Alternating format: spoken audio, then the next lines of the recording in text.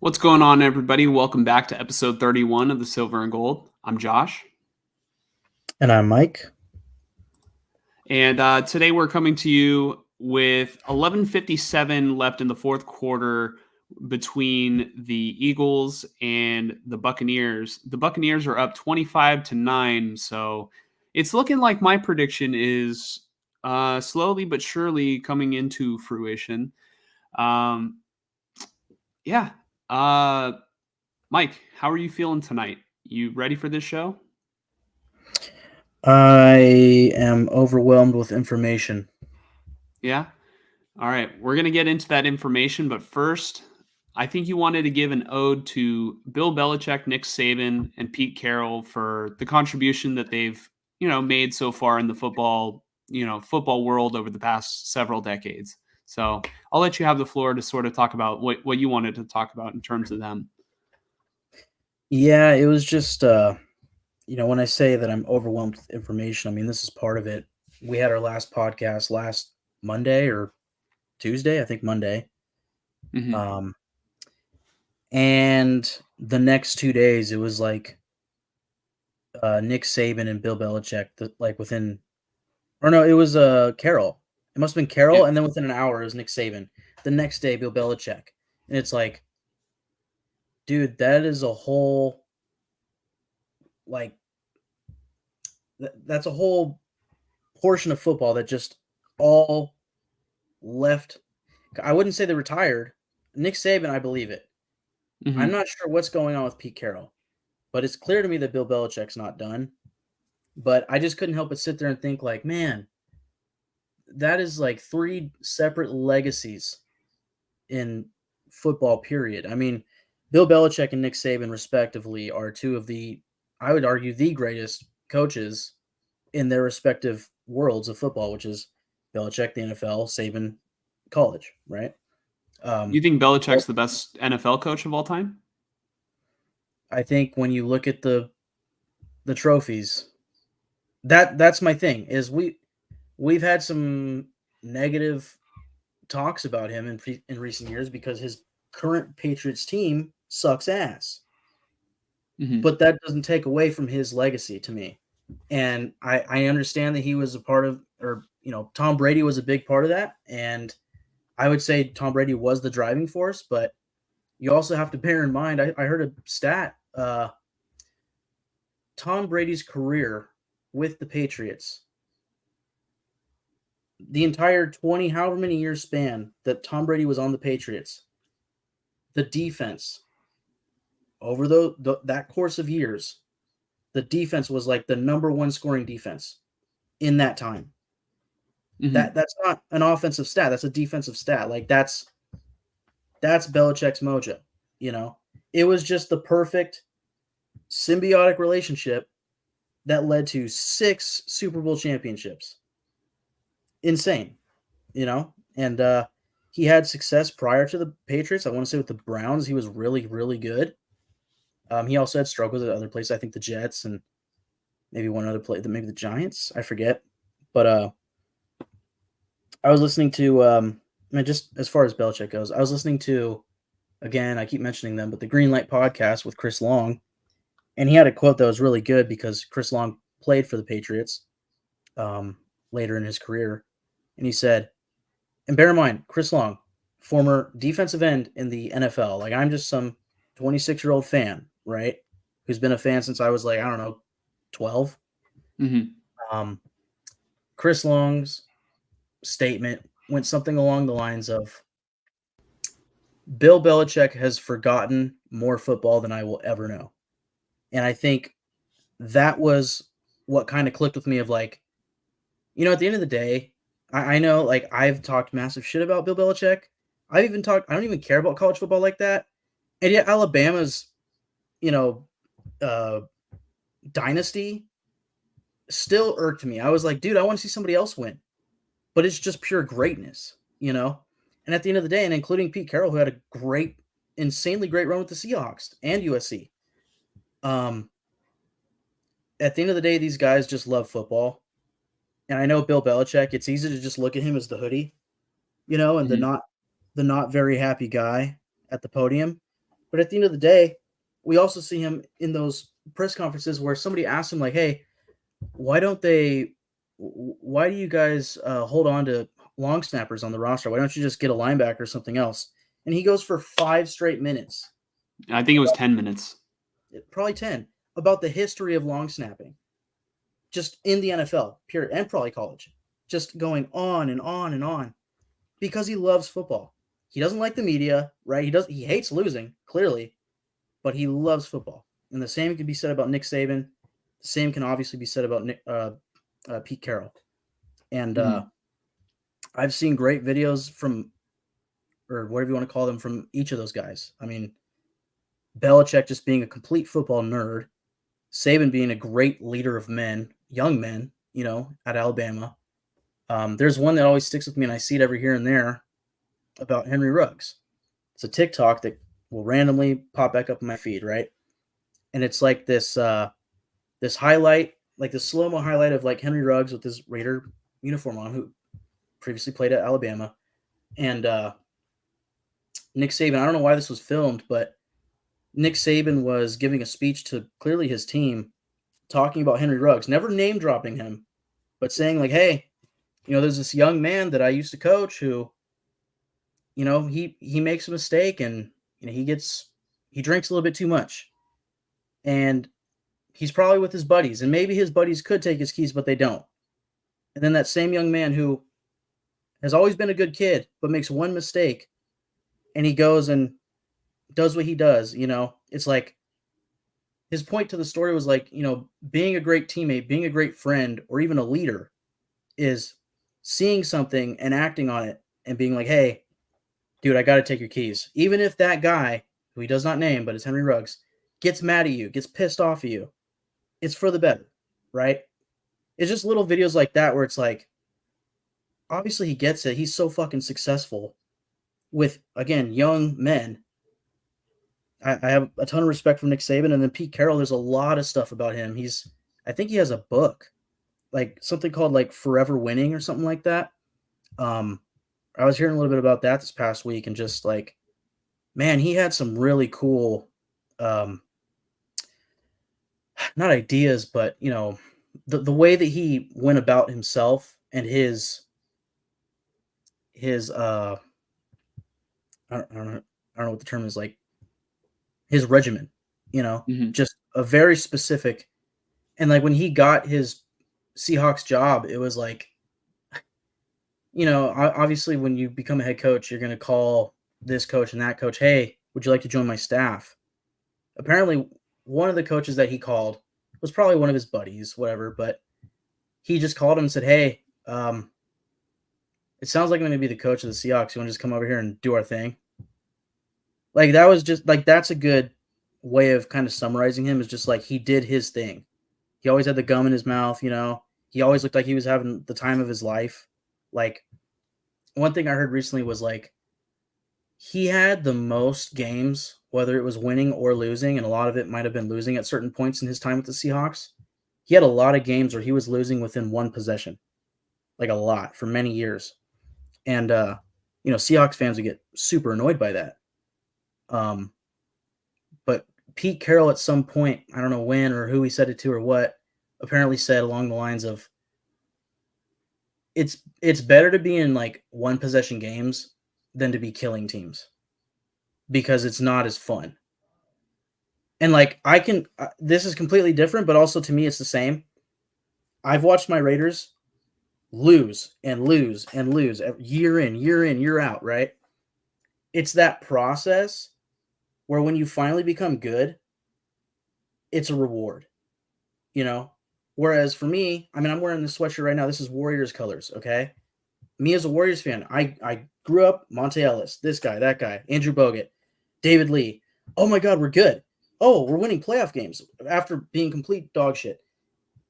Once they got Kevin Durant, they win that 2015 championship, the first one. It's like, I can't believe it. Reward, right? Then they go and get KD, and me being a football first guy, I was like, well, now I know they're going to win. Like, now it's just too easy. Like, it doesn't feel as fun for me as a fan to watch. It wasn't as fun to watch, period. That's what Pete Carroll's saying. is like that struggle, that fight, and then succeeding and winning because you earned it and you fought for it. That's the reward. But when you beat the shit out of a team, like, yeah, that's obviously it's rewarding, but it's not as fun. It's just like, okay, we're gonna get into it later, but you watch the Packers beat the shit out of the Cowboys, or the Texans beat the shit out of the Browns. For the first 2 quarters, it was fun. The last 2 quarters, it wasn't fun to watch. It's done. It's over. Who even cares, right? Mm-hmm. I think that's what he's kind of saying in a different way.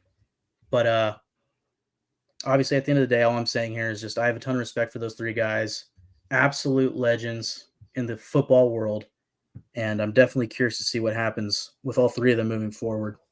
So, yeah, I'm also not here to argue about whether Belichick is one of the greatest coaches of all time. I'll save that for I'll save that for when his career is like officially over, and we can kind of discuss like where it goes beyond that too, because I think there is room for him to grow if he does continue to decide being like a head coach. But he has accomplished a lot in his career, like that. You can't argue that. Nick Saban also, he built one of the most dominant football programs in college football history. Like I don't know if I can ever look at another team, quite the same as I looked at like those Alabama teams. And those Alabama teams were just like top, they were top of the food chain for like at least it at least felt like a decade. It was probably longer. You know what I mean? But like I said, I don't pay attention. I don't pay attention enough to college football to really like say whether or not like, oh, this team might have been better during that time period. But it just always felt like from the outside, it was Alabama and nobody could touch them. So yeah, it was always like the highest accomplishment that a college team could do is beat Alabama. And so, Nick Saban, while I don't think it worked out for him in the NFL, should absolutely be proud of what he's accomplished in the NCAA. And then Pete Carroll, oh man, who could chew more gum than that guy? Now, Pete Carroll, honestly, he inflicted a lot of pain on me, me being a Niner fan. And the Seahawks, I talk about it like, pretty often about how traumatized I am from that Legion of Boom Seahawks team. So I'll just leave it at that. Pete Carroll, congratulations on, I guess the Seahawks are calling it a promotion. But, if you don't coach, if you're not the head coach of another football team, I think you had a good run. So nothing but respect. I'm going to get to some comments before we move on to our next topic. What I see the comments. Maybe do the first one, but and the second one, but save the other ones for when we're kind of on topic because we will get there. Okay. All right. So Anthony, welcome back. We, as always, appreciate you. Eagles are getting slapped. Also, says Anthony. Yeah, Mike, you still feeling good about that pick? There's still time left in the game. No, well, I know it's some like a couple days ago. We texted and I forget what happened. Maybe AJ Brown was declared out, and I was like, "Yeah, I'm picking the Bucks. I'm switching my pick." And then today, like 10 minutes before the game started, I was like, "You know what? I'm just gonna keep my Eagles pick. I think they could still possibly get it done with Devonta Smith, but for the little amount that I was watching this game, not to get too much into this Eagles topic, but it looked to me like AJ Brown or Jalen Hurts is clearly hindered by the finger injury because the Buccaneers are blitzing like crazy on them, and their only answer is just throwing to the wide receiver that's at the line of scrimmage. So they keep getting tackled for loss. It's like they're not – I don't know what's wrong with their offense, dude. Obviously, A.J. Brown's out, but, like, whoever's coordinating, and I think it's their head coach, not doing a good job. They are looking not so good right now. Yeah, they're as Anthony is saying, they're cooked. But yeah, they're looking undercooked. I think Yeah, an undercooked bird is what we're getting right now. Honestly, all the playoff games haven't really been that, they haven't been all that special, I think. I It think the Rams and Lions game was great. I think That that was was a a good good game. game. Yeah. That was a good game. But like, across the board, I feel like a majority of them have just felt like, just it's a football game is all I could say about it. Yeah, well, I will also say the really Sunday's games were great to me because the Cowboys getting beat like that. Hmm. Um, yeah, the first half of that game was absolutely nuts. Like just watching the Packers just absolutely destroy them. Hmm. So Yeah. Also, my little cousin Gabriel said that he got a haircut and he just wanted to announce it to everybody, So, Gabriel, I hope your haircut looks good. And we're going to be moving on to our first topic, well, actually, our second topic, Richard Seymour. So, Mike, you wanted to talk about Richard Seymour. I haven't heard anything about this. Go ahead and explain to me like what's going on with him. absolutely. So 2 years ago, the Raiders are looking to hire a GM and head coach, right? Hmm. And of course, it ends up becoming Josh McDaniels and Dave Ziegler. The team of people that led the charge in finding the head coach and GM and interviewing them, right? Obviously, it was led by Mark Davis. I want to say along with them was Ken Herrick, Tom Delaney, Marcel Reese, who at the time was essentially Mark Davis's consigliere, just his right hand guy, former player that he grew a special bond with. I forget his exact title at the time, but he's no longer with the franchise like that. And there may have been one other guy. So I was curious. I was curious now that we're in another hiring process, what the team is or what that group is that is leading the charge in interviewing, finding, and eventually giving the job offers to the coach and GMs, right? And that interview panel consists of owner Mark Davis, president Sandra Douglas Morgan, who was hired after Josh McDaniels and Dave Ziegler, new president for the team. But she's been here like a year or two. So, board member Larry Delzin, senior vice president, I think that's what SVP stands for, director of football administration Tom Delaney, advisor Ken Herrick, and former player Richard Seymour. Now, here's the other thing you have to bear in mind. Everybody thought Tom Brady was going to be a part of this. According to Deshaun Reed on Twitter, no Brady. So I don't know. I find it interesting. I remember in the offseason we had an episode on the podcast where we gave like our top 5 favorite players of all time on our respective teams. So you for the Niners of like Frank Gore, Colin Kaepernick, whoever. For me, it was like Khalil Mack, Max Crosby, Derek Carr, whoever, right? Hmm. Zach Miller. Well, one of the guys I was definitely considering for that list was Richard Seymour, one of my all-time favorites. And I guess the whole point to this really, it wasn't really Richard Seymour. It's more of just getting the names of the people in charge of this hiring process out there, because that's always been something curious to me. It's not just Mark Davis. It's a team. It's a team effort.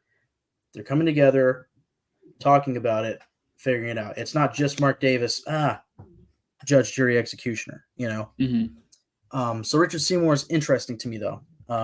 Recent Hall of Fame inductee, and actually was at the last game against the Broncos at home.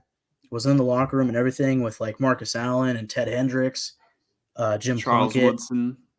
Charles Woodson, yeah. Which Charles Woodson actually I would have considered or thought that he might have been on this team too, but he's not because I see him sitting with Mark Davis a lot. But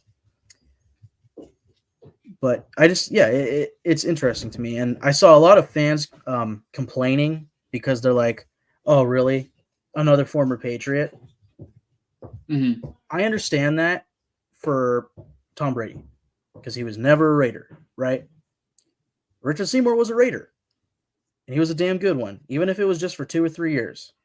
He was great. I looked at his Twitter account, and he said, I believe he's a CEO. I don't know what the company is, but if he is a CEO of a company, then I can understand why maybe he's a part of this process. Other than being a great defensive mind, he also has a grasp on leadership role, right? With Mm-hmm. whether you want to call it corporations or what.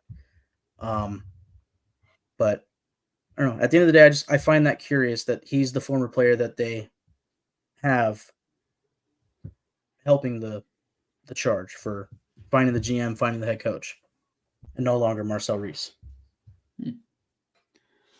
Yeah, I do find that interesting too. I know that somebody who is in a very similar position that was also like kind of um, included in our list for like top favorite players of all time for our respective teams. Frank Gore. I don't know what position he has in the front office, but I don't think it's that uncommon for like uh, players who have at least had a good tenure with a team to be retained. Like if you look at the Warriors, I think the Warriors retained Zaza Pachulia, and he's still involved with like whatever roster dynamics that they do. So it's not just an NFL thing, but Right. that definitely is interesting. 2 more things, actually. There's 2 tweets that I sent you that revolve around this, if you can pull them up really quick.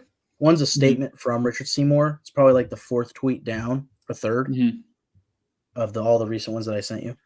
Okay, the 3rd one down. So it says It's Ian Rappaport. No, it's from Richard Seymour. From Richard Seymour. Well, okay, all the way at the go all the way up Oh, to the ones that I recently okay. sent you. 3rd one Jesus. down. Okay. Okay, got it. All right, I'm gonna pull it up right now.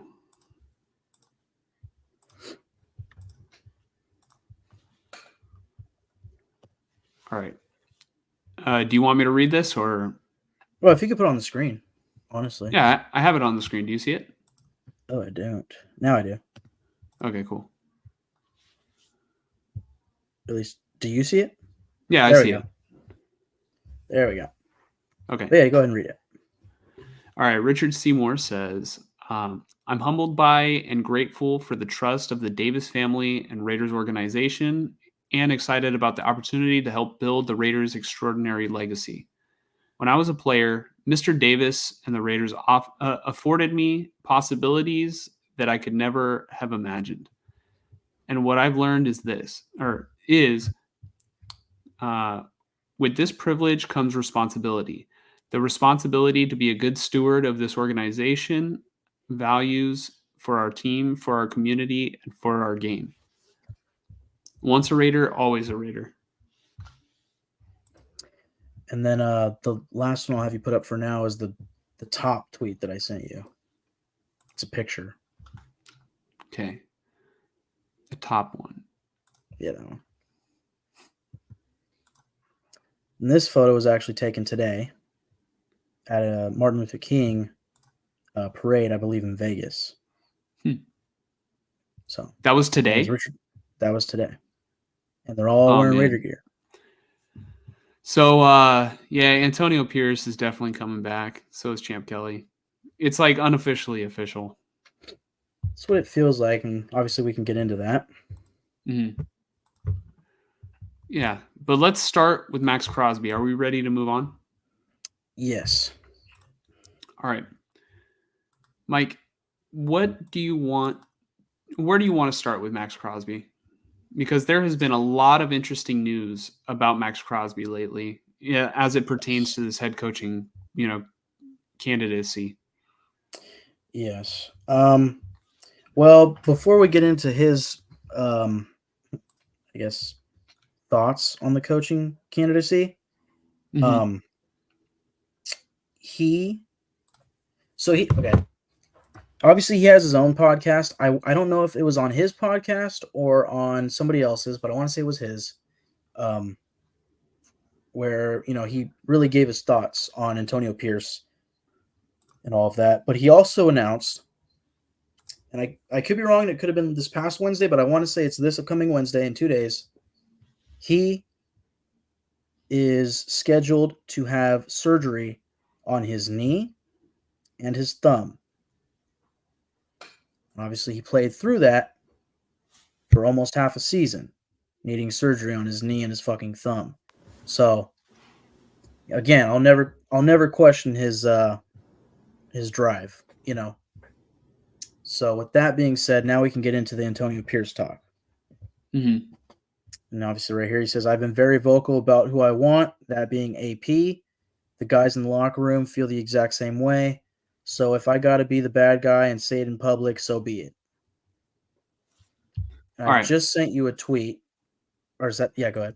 Why do you feel so strongly about it? Is it cool if I jump to the video? Yeah. All right. Antonio Pierce, because I know what we do on the outside and chasing it. We're huge Antonio Pierce fans, but what are your thoughts on him, man? Yeah, he's incredible.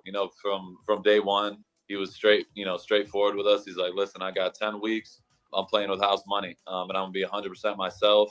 I want you guys to be 100% yourself, and we're gonna change this thing around. So we literally did that on the drop of a hat. We all bought in on what he was preaching, and you just seen the turn. Not only our offense got better as the games went on, but our defense took a massive leap, and that's a credit to not AP but PG, Pat Graham, and just everybody involved, in that process. So just seeing our defense go from one of the bottom of the league basically, to start the year and ending the year being a top 10 defense is crazy. So for me, I've been very vocal about who I want, that being AP. And it's for a reason. I've been a part of a lot of turnover, a lot of change, and I want to keep building off of what we've done. It wasn't perfect. We went 5-4, but we were in every single game, and just to break that up and start from square one again, that's something that I'm not interested in. I want to keep building off what we're doing because we have something special going, and I know the guys in the locker room feel the exact same way. So if I got to be the bad guy and say be public about it, then so be it. But I just want to win. Literally, all that matters under the Raiders. Mm-hmm. Okay.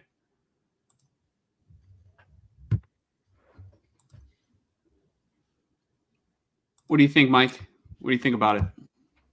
I think you have thoughts, right? You've been kind of coming into this with a. Well, I have been coming into it because just the other day it was reported that, was it a report or was it a rumor that Max Crosby would be exploring his, a trade if Antonio Pierce is not retained? Right. Yeah, I believe that was Ian Rappaport. There was a day, maybe it was Friday night. It was tweeted like, Max Crosby has drawn a line in the sand with Mark Davis on who he wants, and that's that's Antonio Pierce. And everybody kind of read into it like, drawn a line, like, is he giving him like a, end all be all sort of ultimatum? And then the next day it was like they really went in on it. Like, yeah, so it kind of sounds like Max Crosby will entertain the idea of a trade request if Antonio Pierce is not the guy. Mm-hmm. Let me see if I can pull up Rappaport's tweet on it. That should be from Rappaport, yeah. Okay, Ian Rappaport. Max Crosby. Because the way that Rappaport made it seem is way different than what it sounds like on that podcast. By the way, the podcast was it was from the 33rd team. So go follow them on Twitter. And, I guess they have a full video that you guys can check out too. I'm looking for Ian Rappaport's tweet about Max Crosby. I've got this one from Vic Tafer. Keep looking for Rappaport, but from Vic Tafer, he says Max Crosby on the Pierce decision on his own podcast. I think it's called The Rush. I want to be a Raider, but if we go in a different direction, there is nothing that is off the table. Hmm. So that's his way of kind of hinting, but not announcing like I will request a trade. But that is the talk, obviously. Coming out from reporters. And then Vic Tafer actually puts a second comment in saying, Max Crosby on the decision to hire McDaniels over Bazakia. We fucked it all up. So that's Max's thoughts on Bazakia. Hmm. Okay. So what I do want to say is that Max Crosby, if he really is going to draw, a line in the sand, like, Antonio Pierce is the guy or I'm out. Mm-hmm. I don't think that it's really, and I mean, it's not Max Crosby's business to go find a head coach. Like, I understand wanting to support your guy, but when you signed your contract, it wasn't even under this guy that you signed the contract for. It was under the presumption that you would be with Josh McDaniels for the next couple of years. And then the Raiders decided to part ways with Josh McDaniels. And then so now you've had Antonio Pierce for about 9 games. And yes, Antonio Pierce has done a good job. I don't think anybody's denying that Antonio Pierce did a good job. I think that possibly we're looking at Antonio Pierce's job through rose-colored lenses because of how it was, kind of in contrast with what Josh McDaniels was doing. But to say that you're not going to be a Raider anymore if they hire a candidate that is potentially better, I just think that it's, we've talked about bad business before. I think that's bad business because it just makes it awkward if the Raiders do get a guy. Like, I'm just going to say it. I think Jim Harbaugh is the best coaching candidate that the Raiders could hire. The Raiders would be insane to just let Jim Harbaugh go to the Chargers, and then your division is full of, or consists of Andy Reid, Jim Harbaugh, Sean Payton, and then if the Raiders just settle for Antonio Pierce and then don't even try to acquire Jim Harbaugh, you're going with a guy with only 9 games of experience under his belt and only 1 win against a playoff team. And you're going against 3 guys that might, when it's all said and done, be Hall of Fame coaches. I don't think that's a recipe for success for the Raiders. And so Max Crosby, I understand you have more say in what the Raiders have to do than any fan, any player. This is your team. This is Max Crosby's team. And I get that you're vocal about your guy, but when you signed your contract, and I think he's under contract until 2026, right? Sounds about right. When you sign your contract, unless there's something in that contract that I don't know about, I'm pretty sure that you signed it to be an edge rusher. And I am in no way saying I'm in no way saying that he shouldn't have some sort of say. Shut up and dribble. I'm not saying shut up and dribble. Crosby can have an opinion on it. But to say he's not going to honor his contract and play for the Raiders if they don't get the guy that he likes, to me, I don't like that move. Yeah, I think at the end of the day, what Crosby is doing is he's using whatever leverage he can, right? He's under contract, so the only thing he can do is request a trade. Mm-hmm. But here's my difference between, I forget already what you called it, but bad business. Mm-hmm. I think bad business is like, I don't remember the exact terms, but Devin White with the Buccaneers requesting a trade because he wasn't getting the playing time he wanted or something like that. Mm-hmm. Like, that's him saying, oh, you're not treating me the way I'm supposed to be treated.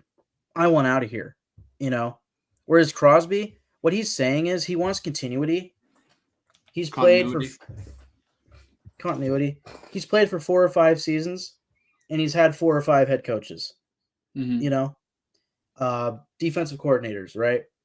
He wants the guy to stay in, implement, continue that implementation, succeed, grow, prosper, right? That's what he wants. He doesn't want another rebuild.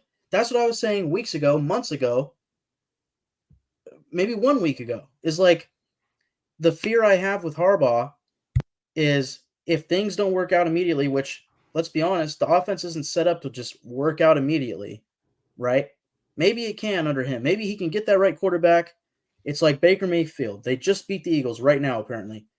You get the right veteran, you bring him in, he just works, he just clicks, and it all works out. But if Harbaugh comes in and replaces the defensive coaching staff, that changes. Yada, yada, yada. At the end of the day, I agree with Max Crosby to the extent that I just want continuity. That's what I want. That's what I've been saying. That I think you see Antonio Pierce come in, and the defense clearly got way better.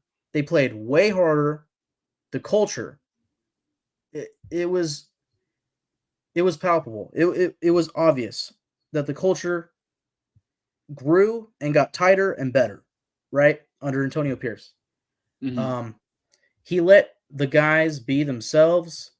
I mean, you heard all that stuff about player-led team, all this stuff, but I think, again, I've been very vocal on Patrick Graham and, the success, being in part majorly from him. There was a tweet, I believe, from Chashawn Reed about Patrick Graham, essentially, or it might have been Ted Nguyen. Basically, it was an article kind of going into Patrick Graham and his defensive scheme and how he runs it. It's not like he's pulled his scheme from different places that he's come from. His scheme is simply, what is the personnel? What is going to work the best? It's versatile. It's adaptable based off of who is the best guy for the job and what is the best, job for that guy, right? Mm-hmm. Their defense is adaptable, and clearly we saw it work out insanely well, because all I've known this defense to be is the worst pass defense in the league. And this past season, it took only half a year to turn it into a top 10 passing defense. That's impressive to me, and I feel like that's what I want to keep, because if I'm being honest with you, I think offense is easier to fix than defense. At least from my experience, I've seen the offense go from dog shit to Derek Carr to, oh, wow, 2016. Really good. And then back down, but then back up, right, under John Gruden. It's like that can be done. Defense, I've seen it year after year after regime suck because it takes years to implement a defense. Patrick Graham has made it very easy for his players to succeed, and that's obvious. You add in the culture and everything that Antonio Pierce has done. He's a big-time leader of men, right? I think the world of Jim Harbaugh. I think that he also leader of men, right? He instills confidence in his players. I think Antonio Pierce does too. Yes, Jim Harbaugh has more success, but also, yes, I think if you bring in Jim Harbaugh, you're running a lot of risk. And the same can be said about keeping Antonio Pierce. But to me, Jim Harbaugh comes in, the players don't know him. He also will probably want full control of the team. And when we get into the GM and head coaching talk, because we're going to, I'll talk a lot more about Harbaugh. I can't help but think that Antonio Pierce provides this ability for the team to be very fluid and the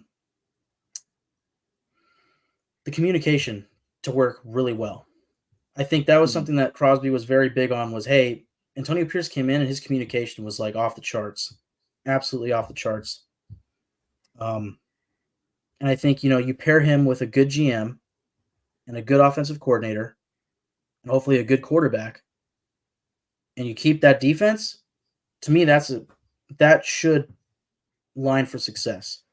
And I understand everything about Crosby saying, oh, I'm going to demand a trade. Again, I think that's just him using his leverage. I don't think he'll actually do it. He might, but he's also under contract, and the Raiders will probably tell him, yeah, we're not doing that, dude. We're not going to trade you. Mhm. But I think him doing this probably does send a message to Mark Davis in that group. And they probably go, man, I mean, the locker room really feels this way. And I think the other aspect of this is the other guy I mentioned earlier, Rich Bazakia. Crosby's already gone through this before. He's already gone through this. And then who do you bring in? The guy with all the awards, all the Super Bowl rings, right? And what does it do? It sucks. Absolutely sucks because he starts everything over again. Mhm. Well, actually, he waited a year. He had Carr, he had everything. Then it was like, well, let's get a different quarterback. Garoppolo sucks, right? Mhm. It was horrible. So Mhm. I think when you compare Bazakia, who all the team wanted, he was a locker room guy, and it turns out like, yeah, that probably would have been better. And now Pierce, who had a winning record, taking over a team that looked completely lost. I mean, went the week of the Lions game, after the Lions game, we had our podcast, and I said, I don't want to see Jimmy Garoppolo anymore. And I said, this team has lost its identity. With Antonio Pierce, within 3 weeks, they got it back. Within 3 fucking weeks. Now imagine giving him an offseason with a general manager that he can work with, whether that's Champ Kelly or somebody else. I don't think they got their identity back. I think that they found an identity under Antonio Pierce because they did not have the same identity at the beginning of the season. I feel like every year each team has to find their identity. 100%. But the reason why I say they got their identity back is because this is another reason why I love Antonio Pierce for the Raiders. He is a Raider. He embodies the Raiders. That picture with him, Richard Seymour, and Champ Kelly, they're wearing Raiders bombers. Like, that's just the most Raider thing ever, is being out in public wearing a fucking bomber. Like, I always wear Raider shit. Anybody that knows me knows that. I'm always wearing my hat, right? This right here, this is a rarity. It's usually Raider stuff.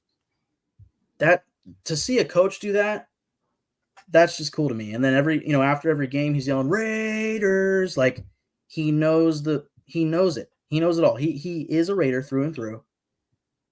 And he brought that to the team.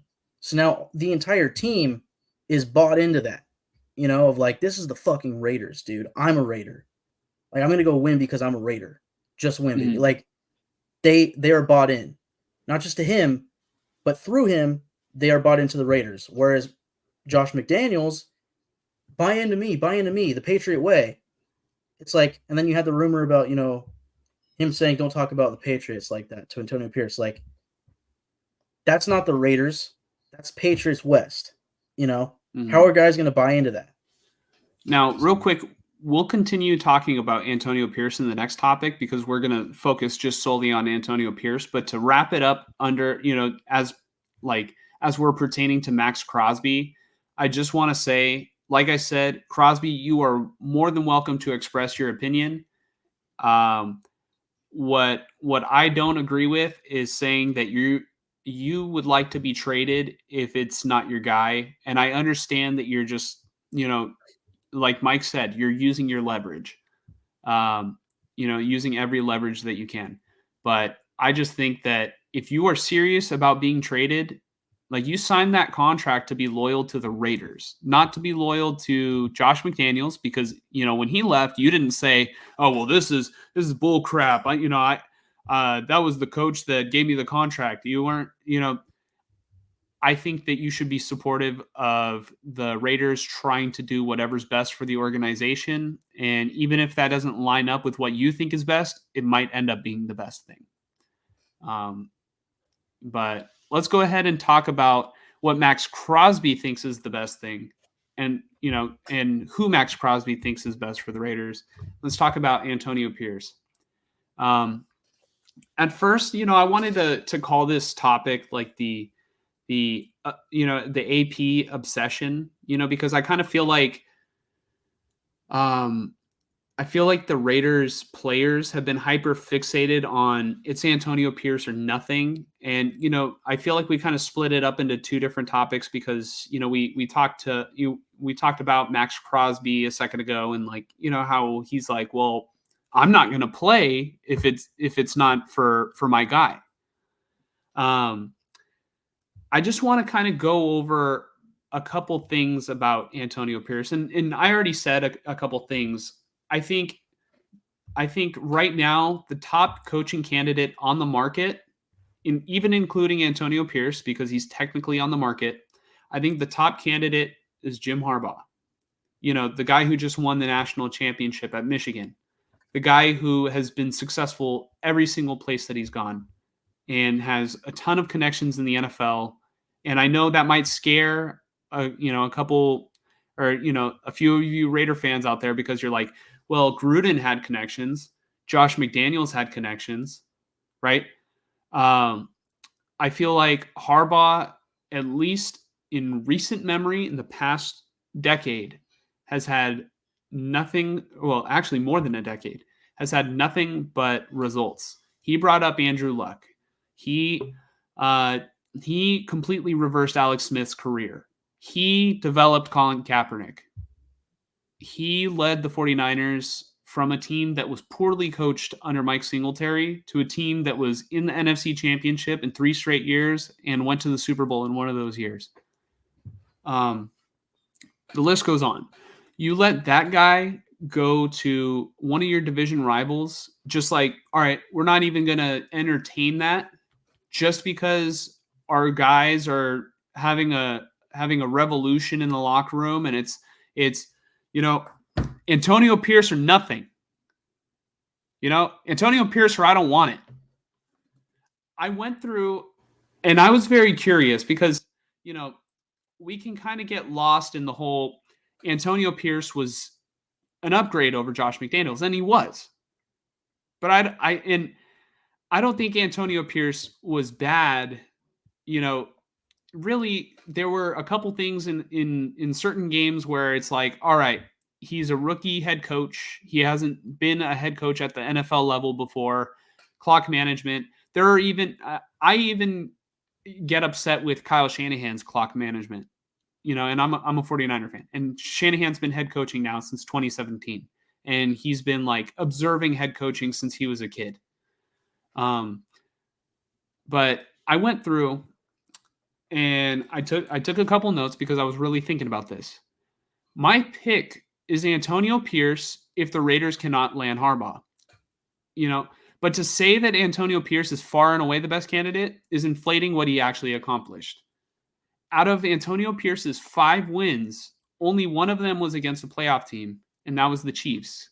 And I think we can all agree that the Chiefs, while yes, they're the reigning Super Bowl champions, I don't think that they are one of the strongest playoff teams this year. I don't think that they're a top 2 team in the AFC this year. Right?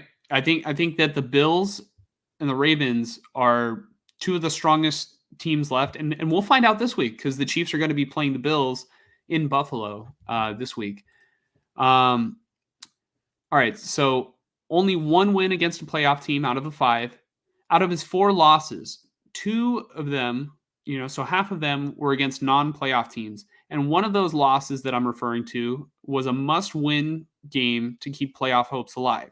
So, the game I'm referring to is obviously the Colts game, where if they were going to have any shot to get into the postseason, they had to win that game. They dropped it.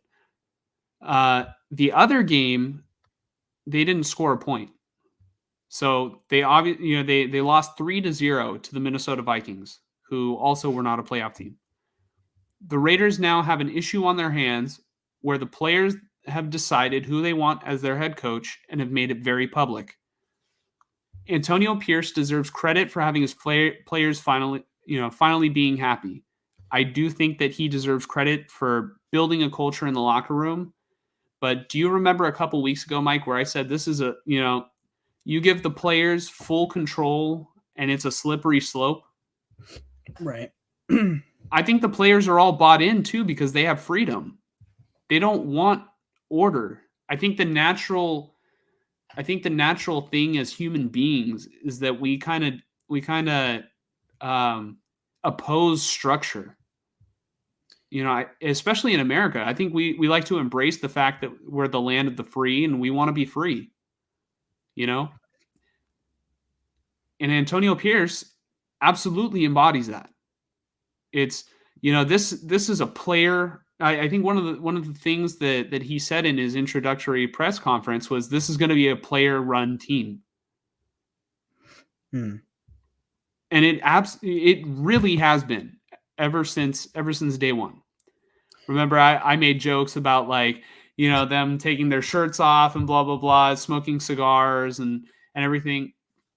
It is really, it's almost become a reality, but not to the extent that I was sort of like talking about. You mentioned Rich Bisaccia.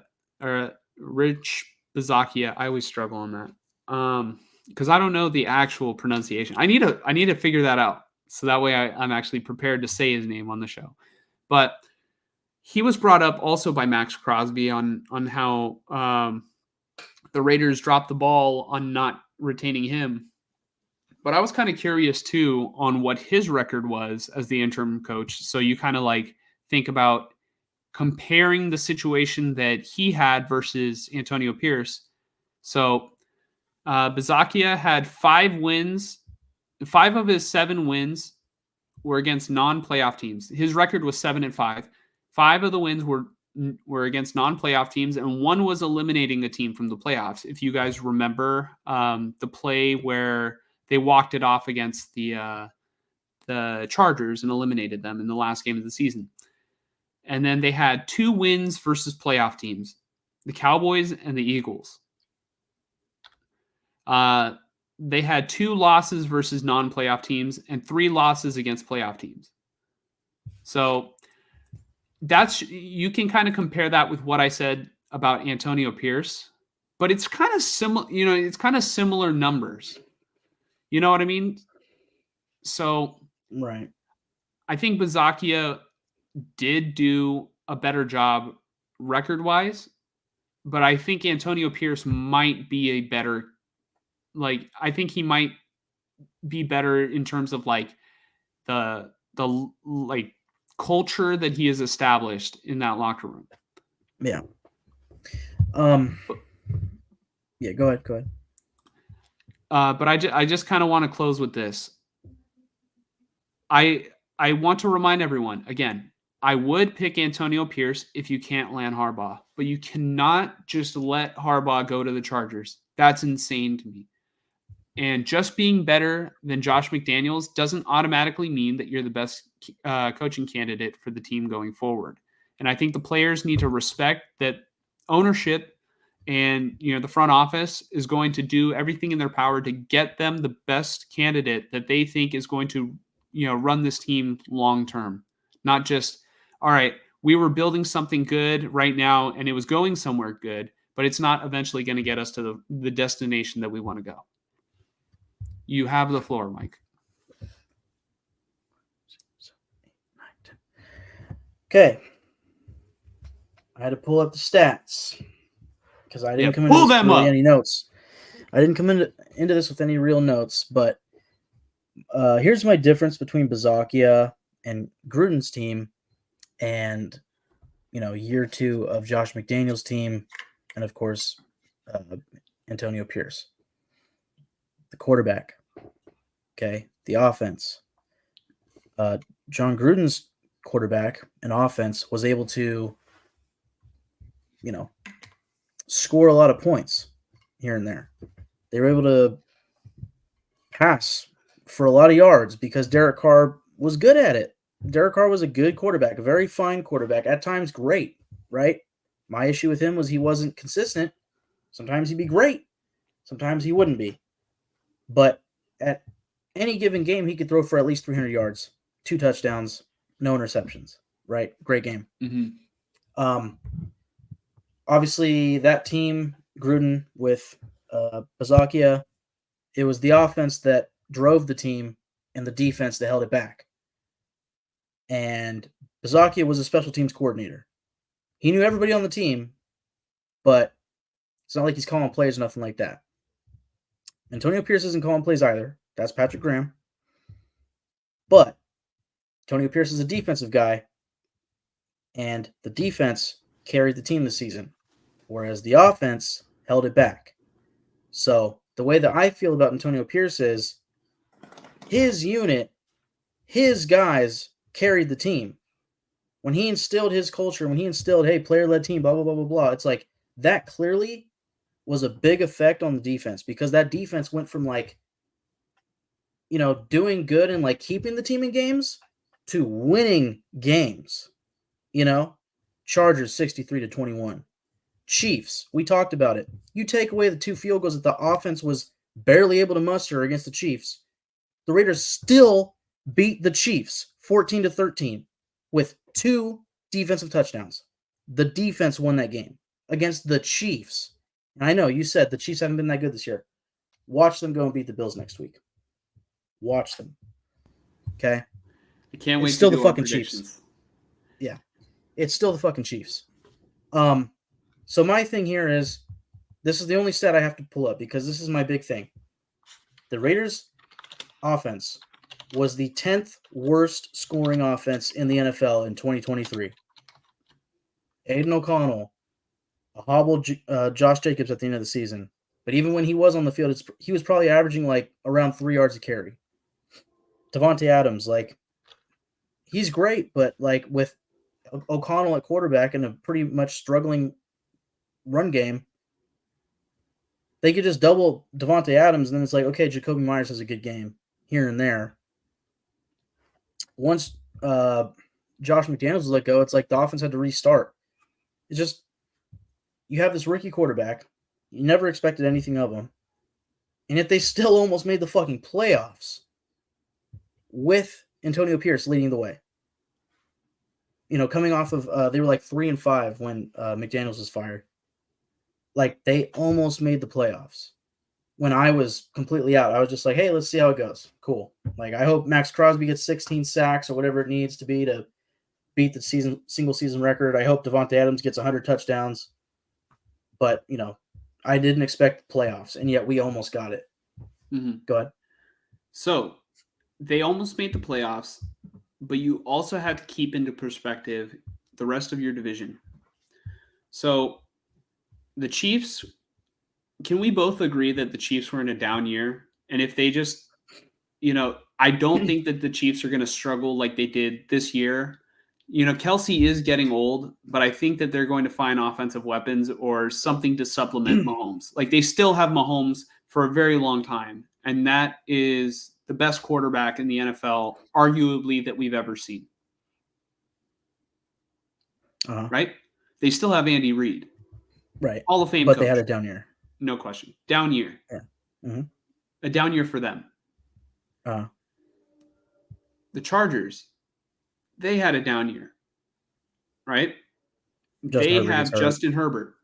And yeah, Justin Herbert got hurt. They have some work that they need done, but if they get a guy like Harbaugh, they are always going to be in the mix. Always. Sean Payton's Broncos, they are currently they are going to reconstruct that team. It might take another year, but I'm telling you, they're going to be back on the way up before you even know it. Now, if you're the Raiders, do you take Antonio Pierce being an upgrade over Josh McDaniels? Like, Antonio Pierce hasn't even been a head coach for a team for an off-season program yet. And obviously, that will probably change in a year if he's the coach of the Raiders, and then we'll see how he prepares the team over the offseason. He might take some notes from when he played and, take notes from what Josh McDaniels did and implement it in his own way. This is a guy that still is very inexperienced as a head coach. He's got to learn about what he needs in the draft, during which round, all that stuff. And I guess it's just not a sure thing that if you just slightly improve, the Raider team, And I know adding a quarterback that's significantly better than O'Connell will be probably the improvement that this team needs to make the playoffs, but it's not going to be that hard. You have to consider that it's not just a small scope thing. You guys play against the teams that I mentioned twice a year. They are going to be challenging you for those playoff spots. It's not just so easy as the Raiders just need to do their own thing and they'll make the playoffs. You have to keep in mind everyone else is also going to be making drastic changes and maybe even getting better, surpassing the Raiders on how good they get. It's an arms race. Yeah, that's how the division definitely feels. It's an arms race, unfortunately. I mean, once I realized, Mahomes was Mahomes and Herbert was Herbert, I was like, this is just going to only make it harder. And then now we have Sean Payton with the Broncos, and they're clearly looking for a new quarterback. I mean, when they got Russell Wilson, I was like, that only makes it harder. Thanks. Mm-hmm. But it actually didn't. Yeah, I get it. But I mean, the thing I had said a couple podcasts ago was, hey, I've seen these teams go into the draft, go into free agency, and try to, build themselves up for their opposition. So the Chargers, Broncos, and Raiders, they have all tried, attempted, and most of the time failed to build themselves in a way to compete with the Chiefs, right? Mm. You draft corners, you draft speedy wide receivers, you draft a good, running back, whatever, so that you can hopefully own the time of possession, be able to stop their wide receivers like Tyreek Hill at the time, or even have coverage linebackers that can cover Travis Kelce just a little bit, and pass rushers to get after Pat Mahomes, right? Clearly, pass rushers have been a big thing for the Raiders. They've tried and tried again at corner. They're finally looking good there. But, as far as first-round picks that they've tried, not so good. Safeties, everything in between, right? And then I mentioned again recently, but you have teams like the Bills and the Bengals and Chiefs who are building themselves up just to counter them, right? But I just can't help but think sometimes when teams are zigging, maybe it's time to zag, And, if the Chargers do get Harbaugh, that's another offensive-minded coach in the division with Andy Reid and Sean Payton. And then you have this guy in Antonio Pierce who's just an absolute culture-building, defensive-minded coach. But again, the defense is winning them games out here with a really shitty offense. The mentality that I've had recently was, man, these other teams, they're like these air raid teams, quarterback, wide receiver, pass heavy teams, right? With these great offensive-minded coaches. Now, you can argue that the rules nowadays don't really favor this mindset, but if the Raiders can become the bully, right? That could be, and that goes with culture and buying in and all of that.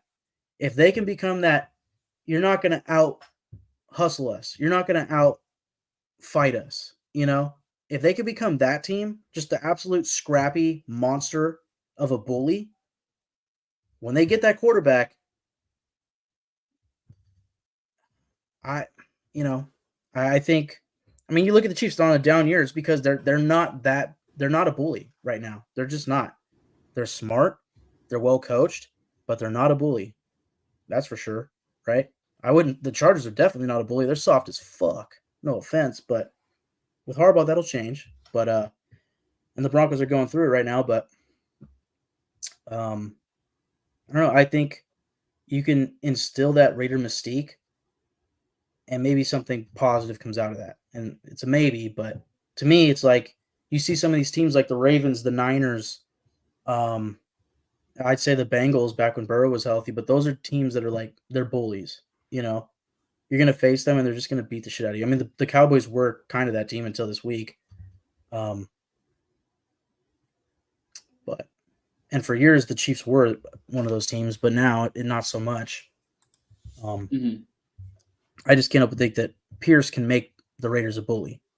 And once you get that quarterback, it's like you don't even need to be scrappy. That's just an added bonus, you know. But if their defense can stop these offenses paired with a good offense, that should lead to success. Yeah, it's going to be hard with this division. It doesn't make it any easier that next season we're facing the AFC North. But Mhm. you know, I've got something. All right. So I just want to ask you this, and I feel like this is very important. What is the guarantee? Because, all right, you're saying that just as long as the Raider defense stays as it is and they add the quarterback, that things will improve. What is the guarantee that Antonio Pierce is going to bring in the right quarterback? well, it's not exactly a guarantee. It really comes down to their scouts, their scouting department, the general manager, right? And then also the offensive coordinator that he brings in. And that's been sorry, there was just a live tweet right here. That's been it was about the Raiders GM, so I was like, whoa. That's been a concern for me is, hey, who does Antonio Pierce know out there? Like, does he have the connections? You know, like you mentioned, Harbaugh does. I'd have to imagine Antonio Pierce doesn't quite have the connections, but maybe other guys on the team do. Maybe it's just a matter of reaching out to as many candidates as possible and getting him in there for interviews. You know. Mm-hmm. There is a rumor, which we'll get to the coaching rumors, but there's a very hot rumor right now that I actually really like as far as an offensive coordinator. Mm-hmm. But I think that's what it comes down to. The reason I ask this question is because it could be a very realistic, scenario in which the Raiders decide to keep Antonio Pierce as their head coach. Their defense still plays well, and they draft a quarterback, and the quarterback is not good enough. Right. That's a very realistic, scenario. And what you're hoping for in that scenario is that the quarterback just shows promise long term or some sort of improvement, right? Because I think we've figured out over this season, Aiden O'Connell is just not a starting quarterback in the NFL. He's a backup. At least for now, he's definitely a backup. He could still, I still think he could progress into being a starter, but not next season. Well, the thing is, he has weapons now. He had Josh Jacobs, Devontae Adams. Who's the other receiver? Jacoby Myers. He has weapons, but you're throwing him out there in week 7 or whatever, telling him, hey, good luck with a rookie offensive coordinator. And they had to, revamp and change the offensive scheme mid-season. Essentially, Aiden O'Connell didn't get an off-season. He's just a rookie getting thrown out there with a new playbook. Hey, here we go. Run these plays. That's why they were low scoring for so long. It's because they had nothing on the playbook that he could memorize. Right? They had to dumb it down for him, probably. That's tough. And I was going to mention this. As far as Antonio Pierce, okay, let's just go game by game. Raiders versus Giants, they kill him, right? I was at the game, 30-6. Raiders versus Jets, 2 shitty offenses, right? Daniel Jones got hurt in the Giants game, but then the Jets, we know the Jets. 16-12, Sunday Night Football. Defensive matchup, Raiders win. Dolphins versus Raiders, the first real test. Raiders lose 20-13. Okay. Very close fought game. The defense kept them in it the whole way. Chiefs versus Raiders at Las Vegas. The Chiefs kick our ass 31-17. Okay. That was the big loss, I'd say. Vikings Raiders in Las Vegas, obviously 3-0. Tough. I think that's on the offense when it's 3-0. You limited the opposing team to 3 points, and yet you can score nothing. That's on the offense. That is not on Antonio Pierce to me. Chargers Raiders, we already know 63-21. Raiders Chiefs 20-14. Defense won the game. Raiders versus Colts 23-20. I would say that was. We talked about the penalties a couple weeks ago, but also I'd say the offense could have been better, specifically O'Connell. And then Raiders versus Broncos to end the season, they killed the Broncos 27-14. Here's the big thing for me. Besides that Chiefs game that the Raiders lost in Vegas, first matchup of the season against the Chiefs, very well coached team, right? And I think a big part of winning and losing games is game planning. And I think the Chiefs are very good at that. Other than that game, the other losses that the Raiders had were within one possession with the 10th worst scoring offense. And that I talked about Pete Carroll earlier. It's like one score games, right? If Antonio Pierce is given the right guys and given the offseason to go get the right guys, he knows what the team needs. Champ Kelly knows what the team needs. You bring in a new coach, it's like, yeah, let's just try it out. Just like Josh McDaniels did the first year. Let's keep Derek Carr. Let's try it out. Yeah, let's bring in Devontae Adams. Sure. Well, then it doesn't work out, and then, now we have to rebuild. If Harbaugh comes in and they don't make the playoffs, rebuild. Then Max Crosby's requesting a trade. Yeah, I can see that. Like, all right, here's the thing. At this point, I kind of want to see Antonio Pierce stay, because like I said, it's not my team.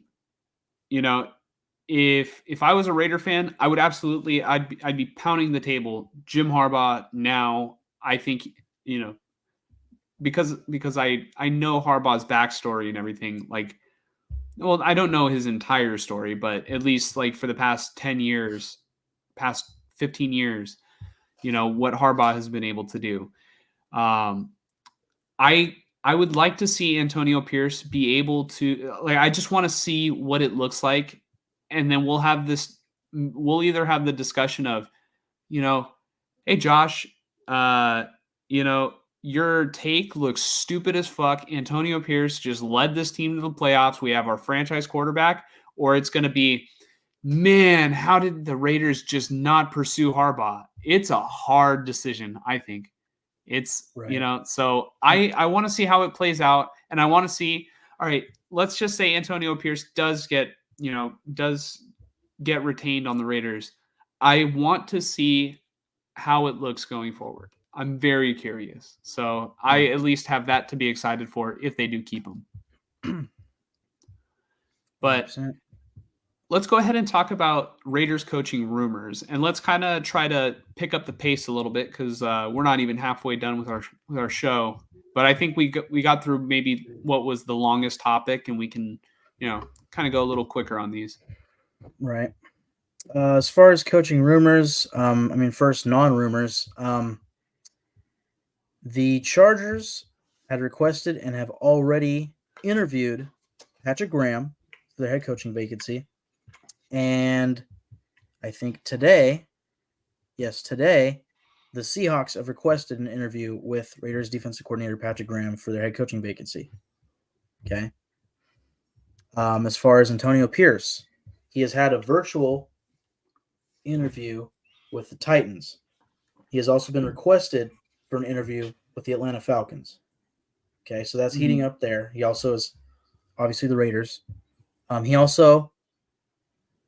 He met with the Raiders today. Okay. Martin Luther King Day. We saw the picture to start the show. He was with Richard Seymour and Champ Kelly at the parade today in Vegas. So I want to say, if I'm not mistaken, Champ Kelly also was brought in for a follow-up general manager interview today. So that's a second interview for Champ Kelly. I'm curious who else is going to get a second interview. We'll get to coaches, or we'll get to GMs later, but it feels like the writing's on the wall, right? But as far as Raiders candidates, is that the next topic? Coaching candidates? Yeah. No, GM candidates. Okay. So okay. All right. So I'll do this first. Here's the big rumor. If Antonio Pierce, and actually you can pull it up on Twitter, it's the second tweet that I sent you all the way at the top. If Antonio Pierce is kept, there's a rumor that former Cardinals head coach Cliff Kingsbury is a strong candidate for the Raiders' open offensive coordinator position should they keep Antonio Pierce. There he is. It shows, he's currently at USC, and and is very close with one Caleb Williams.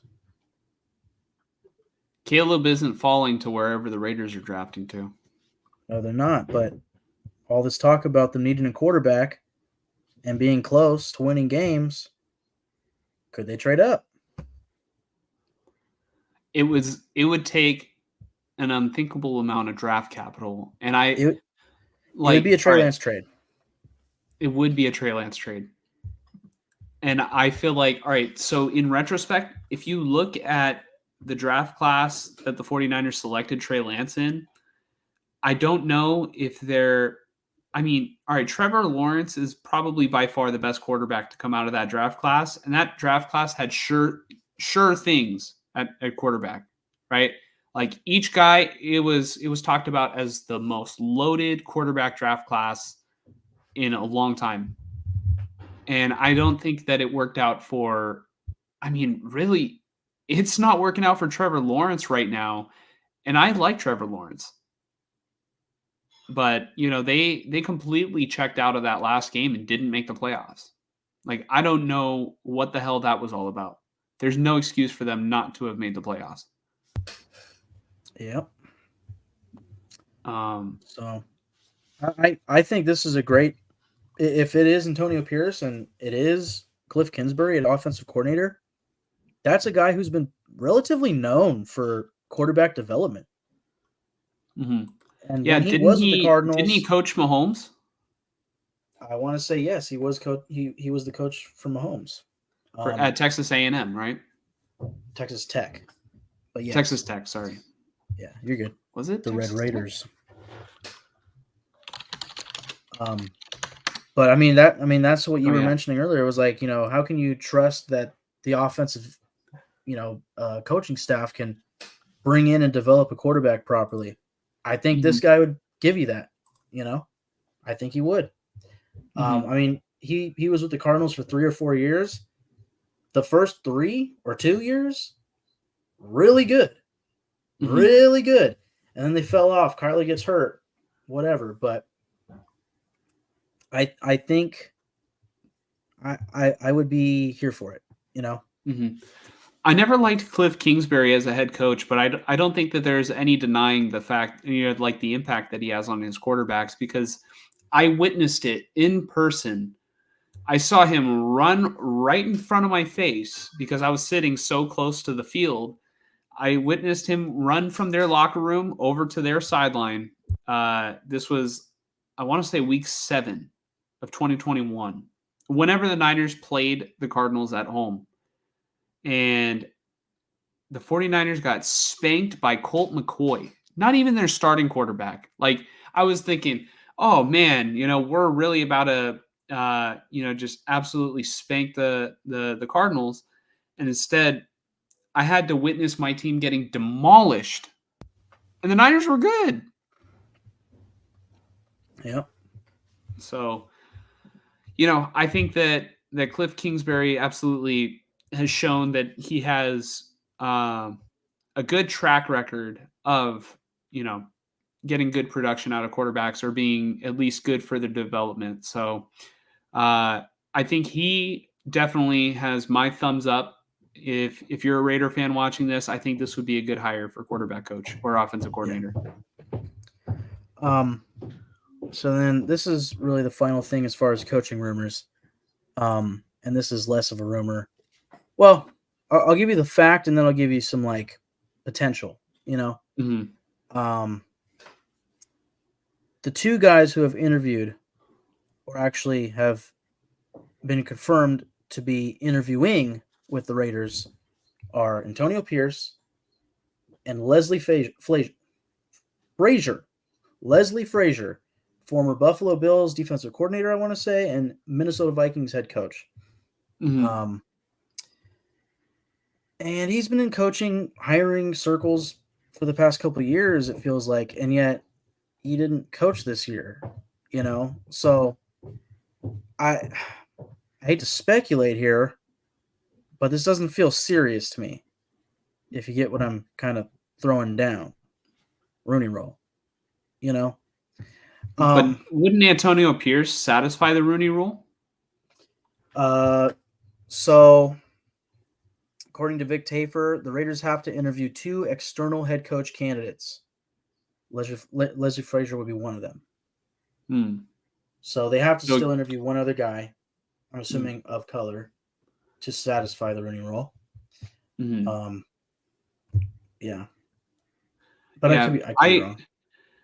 Yeah, I don't know, man. That rule to me, I feel like instead of getting the results that it's supposed to get, I feel like that rule just wastes people's time in giving them interviews for positions that they have, they're not gonna like get.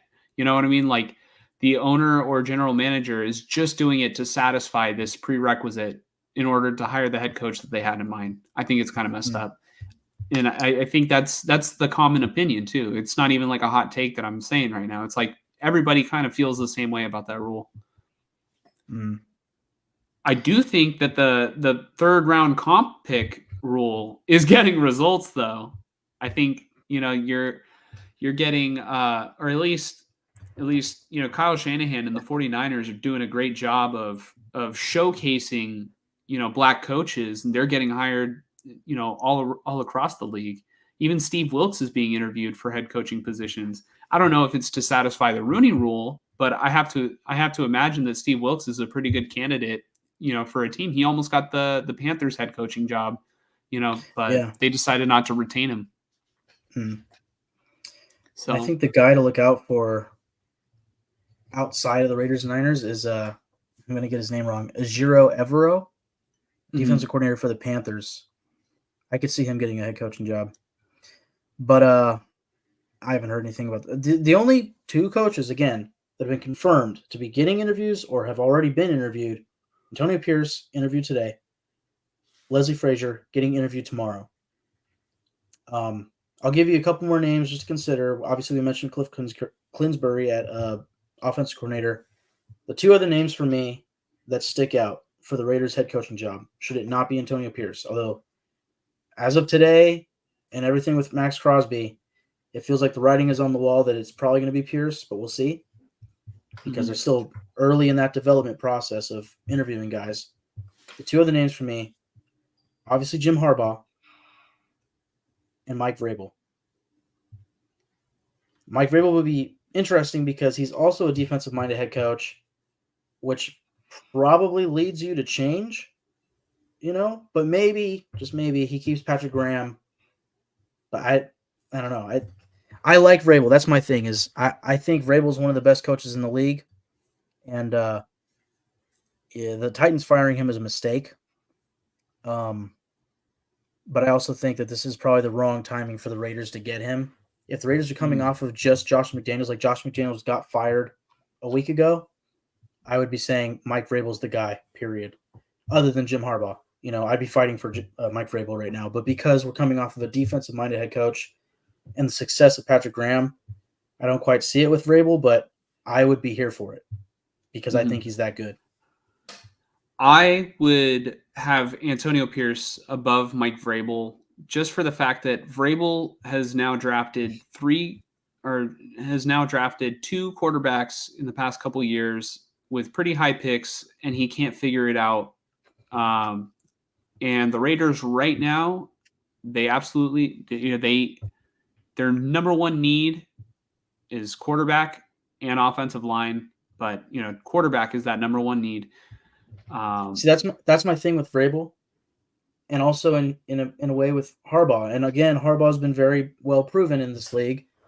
Although I think Baki was a big part of drafting players at that time. And the big rumor with Harbaugh is that wherever he goes, he wants full control, personnel, everything. Right? He wants to be the GM. And that's something. No, I've he been wants saying. his own GM. He wants his own GM, but he wants his say on which players we are drafting, right? Whereas usually in NFL front offices, the general manager is in charge of personnel. He gets that personnel to the head coach and tells them, "Hey, go coach," right?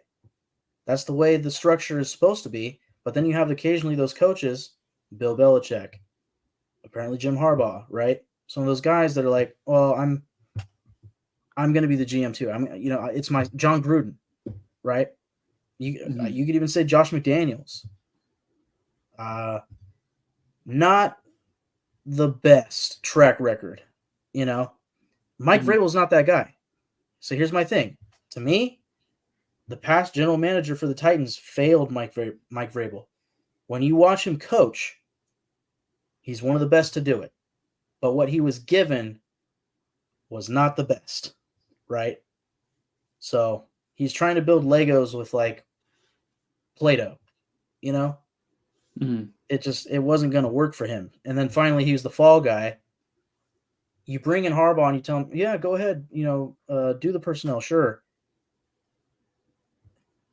That's not what he's known for. He's known for being a great coach, not for being a personnel guy, Look at what he did with Michigan. Look at what he did with Michigan. And I know that's college and it's not apples to apples, but right, but that's recruiting classes, and I'm sure Michigan has I don't know how college football works, but I'm sure that you have a lot of scouts that have to go out across the country to give out, offers to these high school players.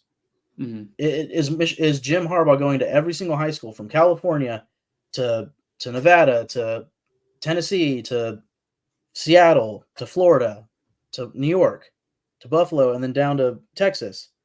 Is he doing all that? No. But you know what he is doing? You know what he is doing? He's building Legos out of Play-Doh, because Alex Smith's career was in the dump. And he took the same guy that was like getting benched by Mike Singletary and turned him into, he wasn't a Pro Bowl quarterback, but he went to the NFC Championship game. The next guy was explosive, took down Aaron Rodgers and the Packers in the playoffs. He went to the Super Bowl. This guy coached Andrew Luck, and I don't know anything about J.J. McCarthy, but I know that he just won the national championship and is the starting quarterback for the Michigan Wolverines. So, you know who else is doing that right now? With turning a quarterback around from he's not that good to, we're winning playoff games and this quarterback's playing really good for us. Dan Campbell. Dan Campbell's doing a really good job, but Jared Goff went to a Super Bowl before Dan Campbell. And he was it's just because Sean McVay doesn't know what he wants. One week Sean McVay wants Cam Akers, the next week it's like, come back here. And then now he's got Kyron Williams, but that was like a whole thing with Sean McVay. I think with the Rams, the feeling was, Jared Goff is holding us back, yada, yada, yada. And the play on the field looked like it, Mm-hmm. And it probably didn't help that Todd Gurley turned into a 75-year-old man from the knees down. But I don't know what the hell happened there. But, clearly Jared Goff was the fall guy, but he wasn't playing up to that number one overall pick standard that he was held to, right? Mm-hmm. You could argue that he was part of the reason why they didn't win the Super Bowl that they played in against the Patriots for the Rams. And as far as Alex Smith, they're both ex-first overall picks. I would say Jared Goff was coached well, whereas Alex Smith wasn't. And that's the difference. Where, Jared Goff gets traded and it's like, yeah, he's clearly still a starter for us. And Dan Campbell was very point blank about that, right? Whereas Alex Smith, it was like, Harbaugh came in and it was like, no, we're going to get this to work. And it did. And that's good.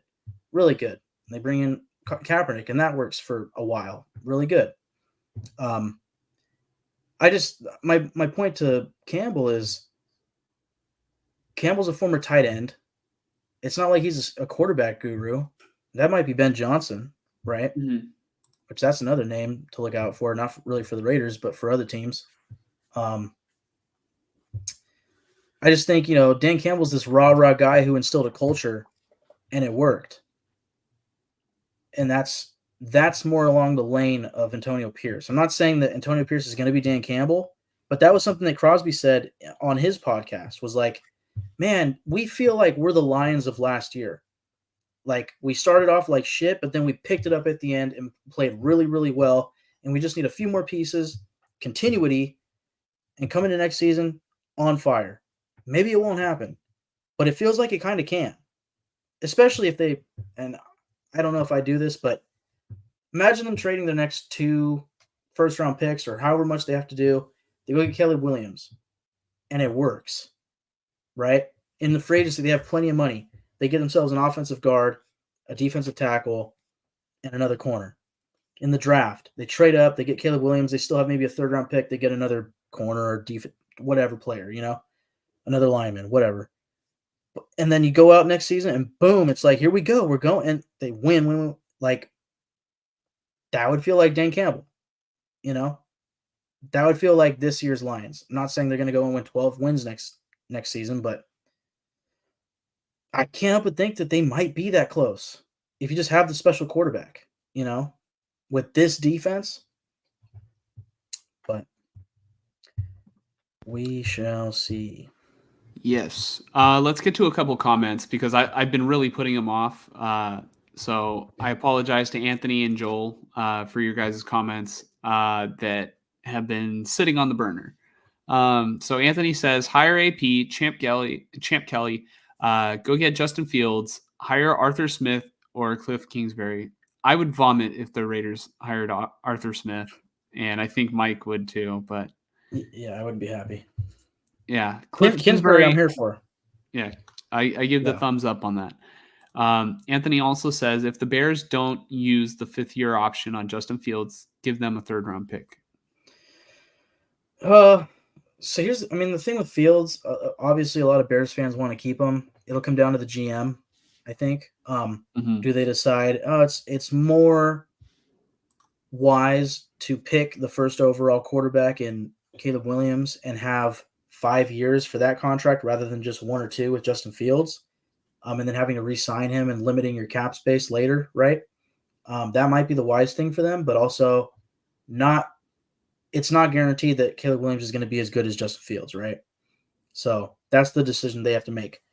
Whatever they go with, whichever quarterback they decide not to go with, if I'm the Raiders, I'm very interested, especially if I have Cliff Kingsbury, right? Mm-hmm. If Justin Fields is available and you can give him 1 or 2 third-round picks to get him, oh yeah. I mean, it would take at least a 2nd-round pick, I think, by the way. But yeah. And that's the other thing. The trade has to happen before the 5th-year option deadline. Because if they don't pick up his 5th-year option and then they go, well, actually, we're going to trade him, teams are going to be pissed off and like, well, we're not giving you a 2nd-round pick. Like Anthony's saying. That would be stupid of them. They need to make that decision beforehand. Anthony's saying a 3rd-round pick if they don't pick it up, and then a 5th-round pick. I mean, a 2nd-round pick if they do pick up the 5th-year option. I'll tell you right now, they're going to pick it up because that elevates his trade value. Yeah, and even if they don't trade him, then they have a 2nd year under contract with him, right? That's way cheaper than whatever he's going to be asking for in a year from now. So they have to pick up that 5th-year option. Mm-hmm. And then Joel says, does Harbaugh rebuild this roster or how much? And I think Mike kind of, hit it on the head. If they don't win or if they don't make the playoffs in their first year as, with Harbaugh as a head coach, I don't know if, I think that they'll probably, I'd have to imagine that he'd rebuild because if he can't be successful with that team, he would probably need to do something differently and do kind of what he did with Michigan when there was like the turnover period. Because they weren't like a top school in their first year, it was like a slow rise to where they're at right now. But I mean, it was quick, in terms of like where Michigan started and where they ended up this year. But it was like a gradual rise. Yeah. If that makes sense. I think to answer this question, think of Josh McDaniels, but a better coach, obviously. But if the current roster doesn't work out in a season, suddenly Jim Harbaugh is going to have to think, well, I got to do whatever it takes to start winning my way, which probably means I'm going to rebuild. I'm going to, hey, maybe at that point, if they don't win and Max Crosby's pissed off because they didn't, keep Pierce, we're trading away another defensive end for 2 first-round picks. How does that sound, guys? How does that sound? Hey, if you hit on those first, though, you look like a genius. Yeah, but that's hard to fucking do. We already learned that, and you're also going to trade Devontae Adams. You're going to try to find a new quarterback. and they're going to go back to purgatory again. It's the cycle. That's what Max Crosby is trying to stay away from, and that's what I'm trying to stay away from. Mhm. Oh, real quick. Joel said that it would be concerning if Harbaugh went to LA. I think 100%. that has to be the second biggest concern, as like as it comes to hiring or not hiring Harbaugh. The first being whether or not you the Raiders believe that he is the top candidate available. And if you do believe that, then your second one is self-explanatory. You don't want him going to your division rival, plain and simple. Can I say this too, before we answer this question? As Mhm. far as Harbaugh and the Raiders, what if Harbaugh? What if the Raiders, like, say, reached out to Harbaugh and said, "Hey, like, what are your end all be all? What would you non-negotiables, right? Yeah. What are you like looking for here?"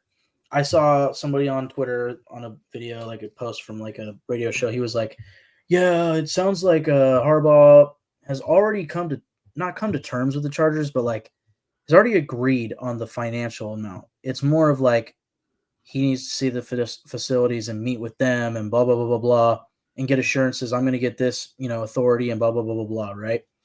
Mm-hmm. So like, and I don't know if this guy's telling the truth or whatever, if he knows anything, but essentially, if what Harbaugh needs is to be the GM of the team, to be, judge, jury, executioner on the roster, if Mark Davis and company call him and say, "Hey, what are your non-negotiables? How much money are you looking for? And what sort of, power are you looking for this roster, for this team, for this franchise?" And he tells them, "Oh, about $12 million a year.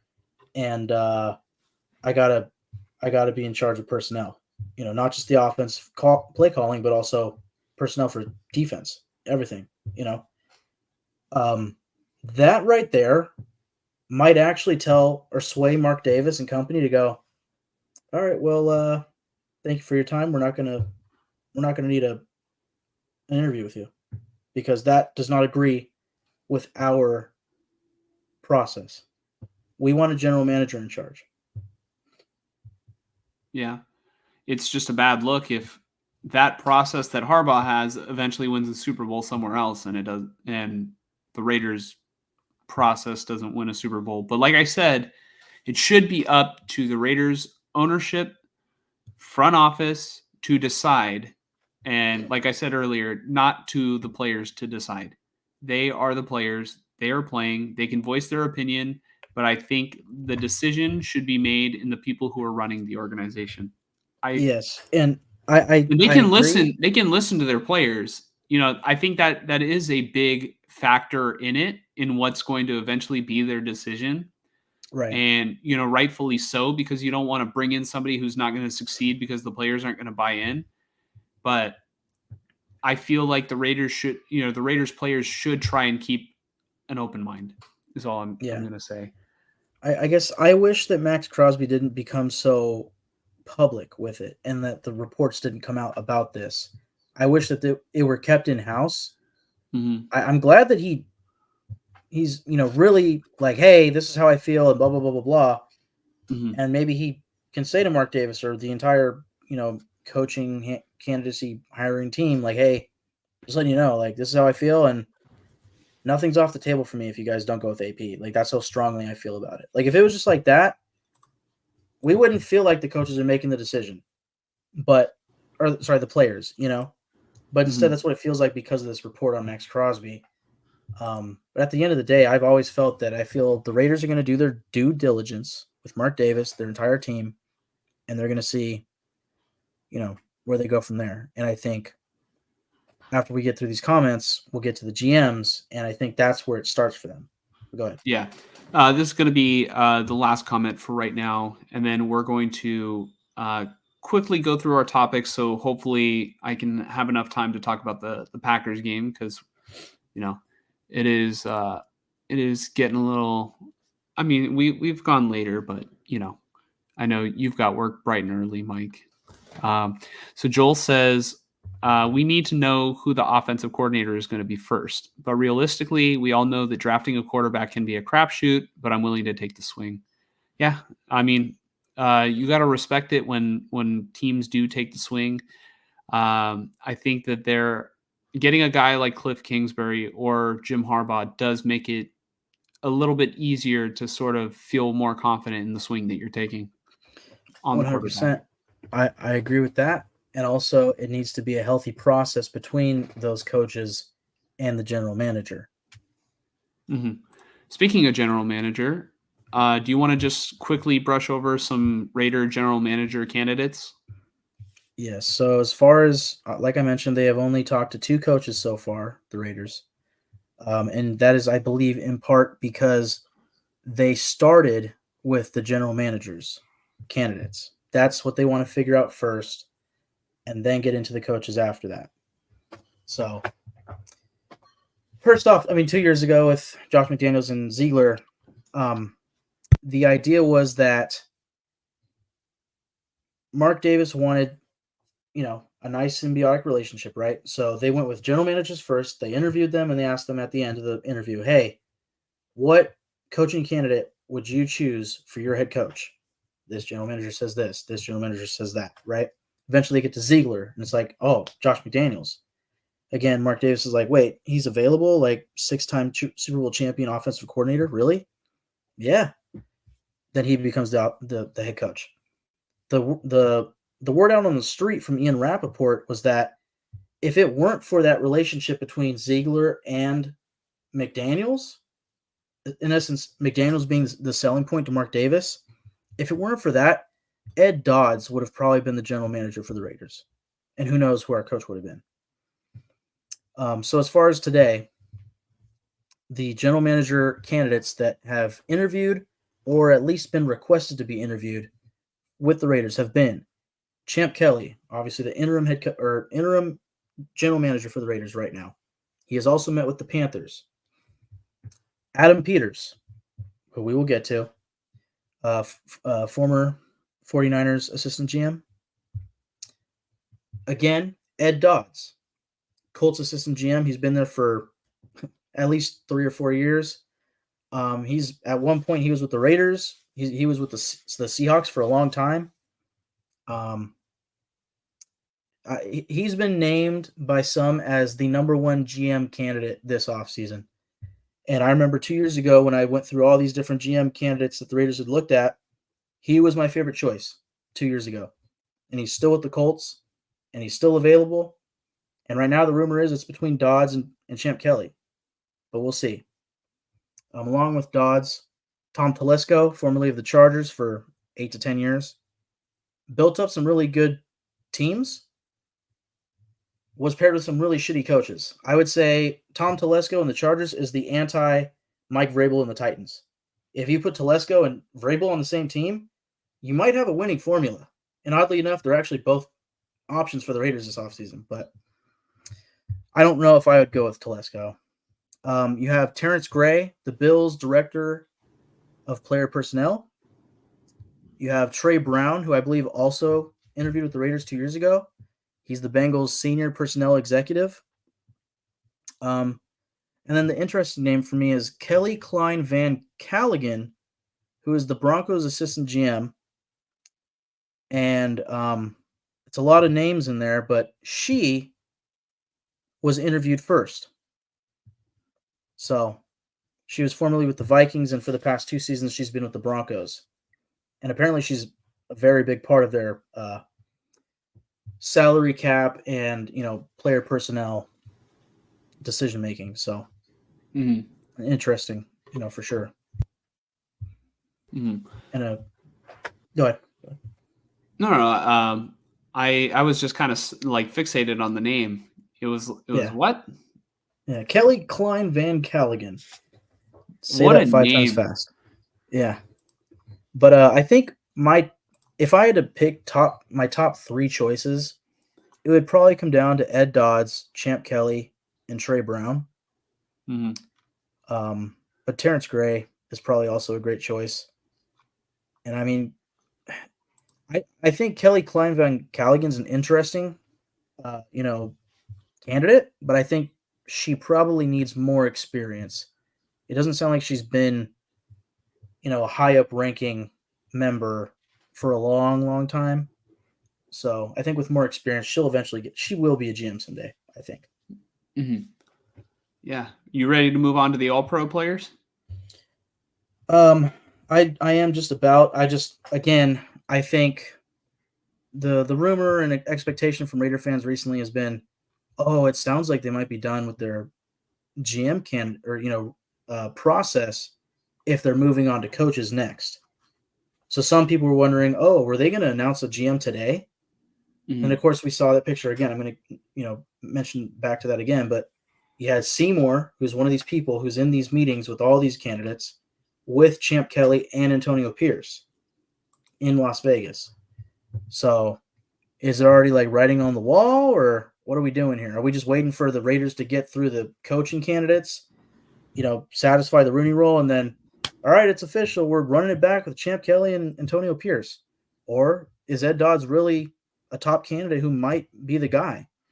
And actually, a tweet I sent you from Mo Moten, he brings up a great point. And let me see if I can find it. Well, all right, here's first. I'll read this first. Here's a direct quote from Mark Davis via Deshaun Reed about Champ Kelly, and a comment from Rap Sheet and Rappaport about Ed Dodds. So from Rappaport first, the Raiders are set to interview their GM search. For their GM search, Ed Dodds. Had Las Vegas hired a GM independent of the coach last time, it would have been Dodds. He's a top candidate. And this is from Mark Davis through Deshaun Reed. Had I not done the pair of Dave and Josh, Champ may have gotten the job at that time, Champ Kelly. We were fortunate and grateful that he decided to come on board as the assistant general manager. So there was not even a question as to who would actually step into that position, I'm assuming, for the interim job. And then let me find the tweet from Mo Moten. Here it is. From Mo Moten. Maybe this is wishful thinking from me, but what if the Raiders hire Ed Dodds and Champ Kelly for their general manager and president of football operation roles? So you get a twofer. You bring in two guys, right? A while ago, Deshaun Reed posed the question about hiring a president of football ops. I think it could work if the Raiders hire AP. In other words, more leadership, more people to come in and help with building the roster, and you just have to make sure that those guys are in lockstep and are on the same page about everything, because if not, it could further complicate things. And part of the appeal of having Antonio Pierce is that you're not getting this super complicated structure. You're getting Antonio Pierce, the coach, and I don't really know what to make of Champ Kelly as the GM, because he hasn't been GM for very long. It was Dave Ziegler beforehand. But so far what I know about this regime is whatever Antonio Pierce has, showed out in public over the past 9 weeks, 10 weeks now. Yeah, I think the way I felt since Josh McDaniels was fired was, I want a coach who coaches. I want a general manager who is in charge of personnel and does general manager things. The way Mo Moten puts this, hell yeah, I want a president of football ops that can help both of them with the process in the front office. I think that's the best case scenario, is getting two guys who can lead the franchise from the top. And then you just tell Antonio Pierce, hey, we're going to get you your guys. You coach those guys. Patrick Graham on defense, you coach those guys, right? Cliff Kingsbury or whoever on offense, you coach your guys. We're going to get you that quarterback. You coach them. That's all they need to do.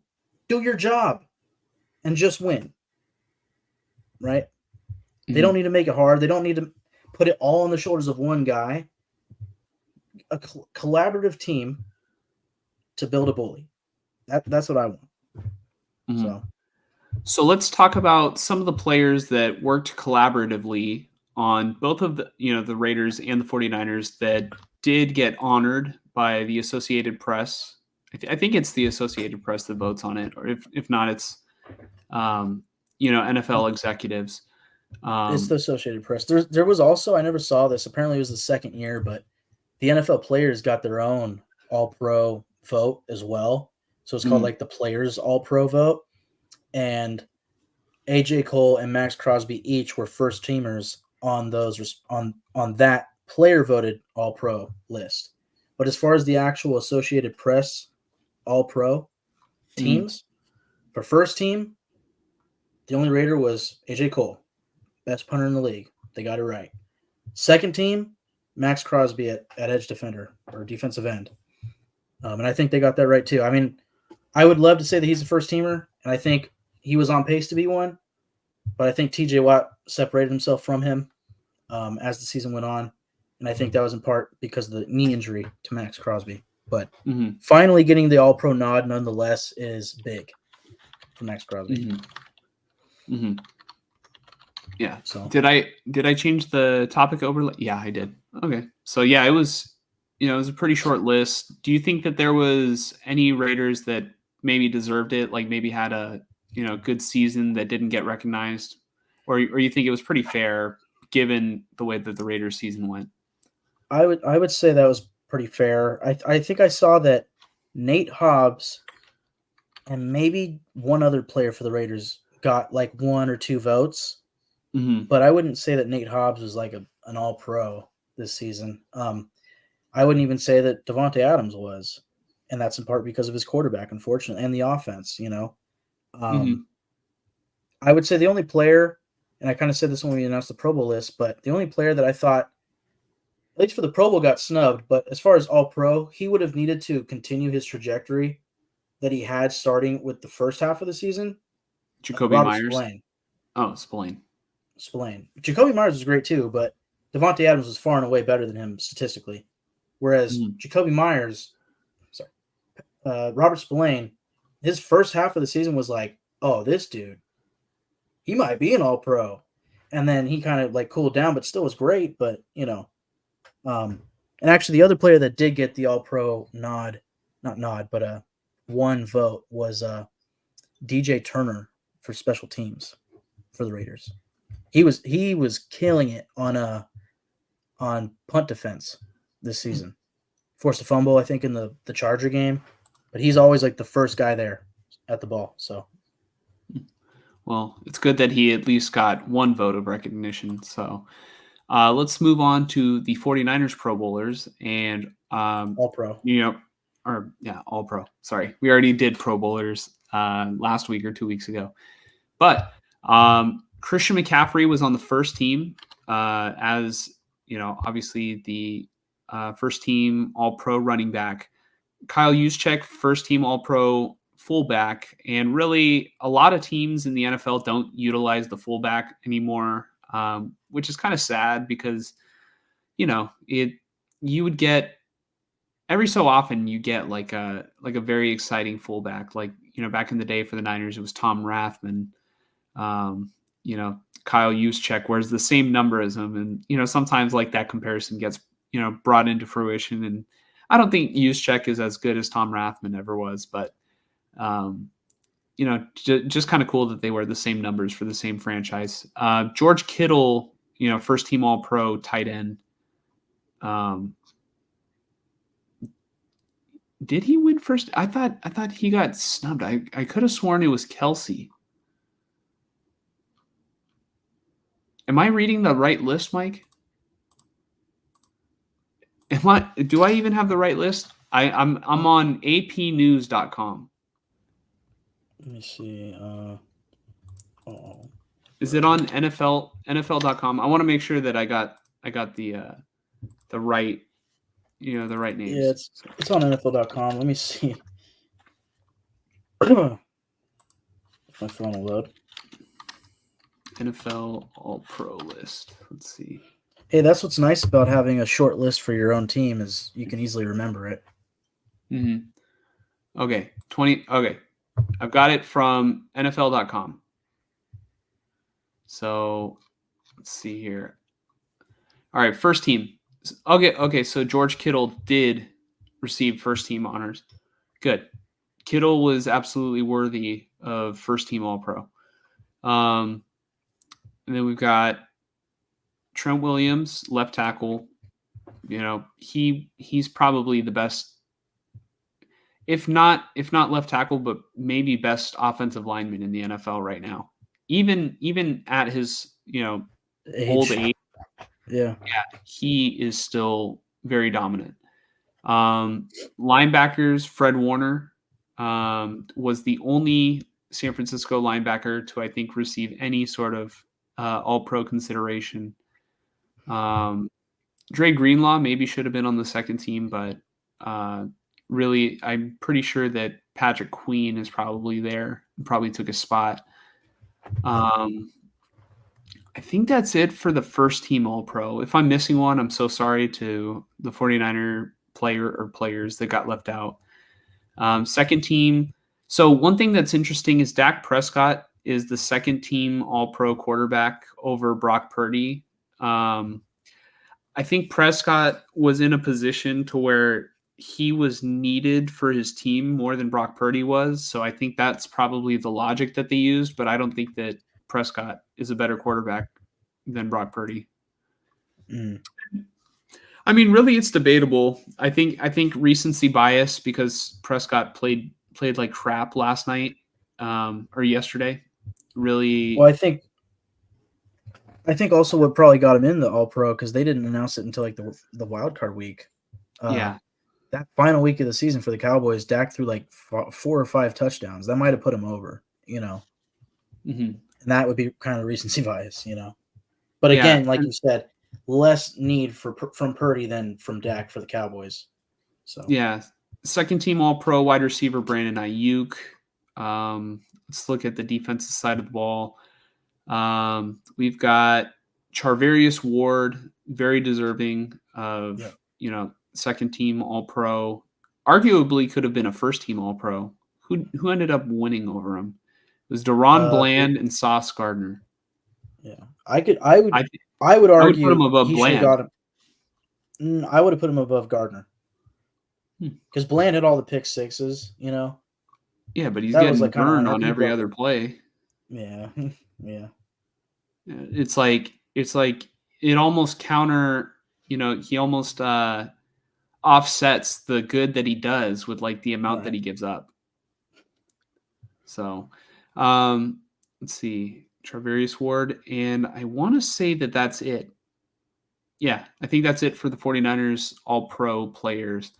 Let's talk about an executive that helped put these All-Pro players together that is, leaving the 49ers or already left the 49ers to go to Washington. And of course, I'm referring to Adam Peters. It's a very sad time that Adam Peters is leaving. I actually found, how I said that you never know who in the 49ers is responsible for what? I actually found a list of the players that Adam Peters is responsible for drafting. And so Adam Peters is, directly focused on scouting. And these were the names on the list of players that he is directly tied to in the 49ers draft. Brock Purdy, George Kittle, Fred Warner, Dre Greenlaw, Brandon Ayuk, Deebo Samuel, and Nick Bosa. And apparently Adam Peters was strongly against Solomon Thomas, strongly against Trey Lance, and strongly against Mike McGlinchey. And so they even said that Adam Peters was the sole mindset for the guys that he was for. They gave him all the credit. And where did I get that information? I made it up because that's just the way that the 49ers fans seem to talk about Adam Peters. I don't know exactly, like I said, I made that shit up. I don't know what Adam Peters does. And that's not a knock on Adam Peters.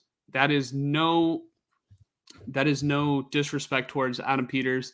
it's really a knock on the 49ers for not, releasing or at least giving credit or making it public to know who these guys are responsible for. I'm sure they know behind closed doors, but I just want to wish nothing but the best for Adam Peters.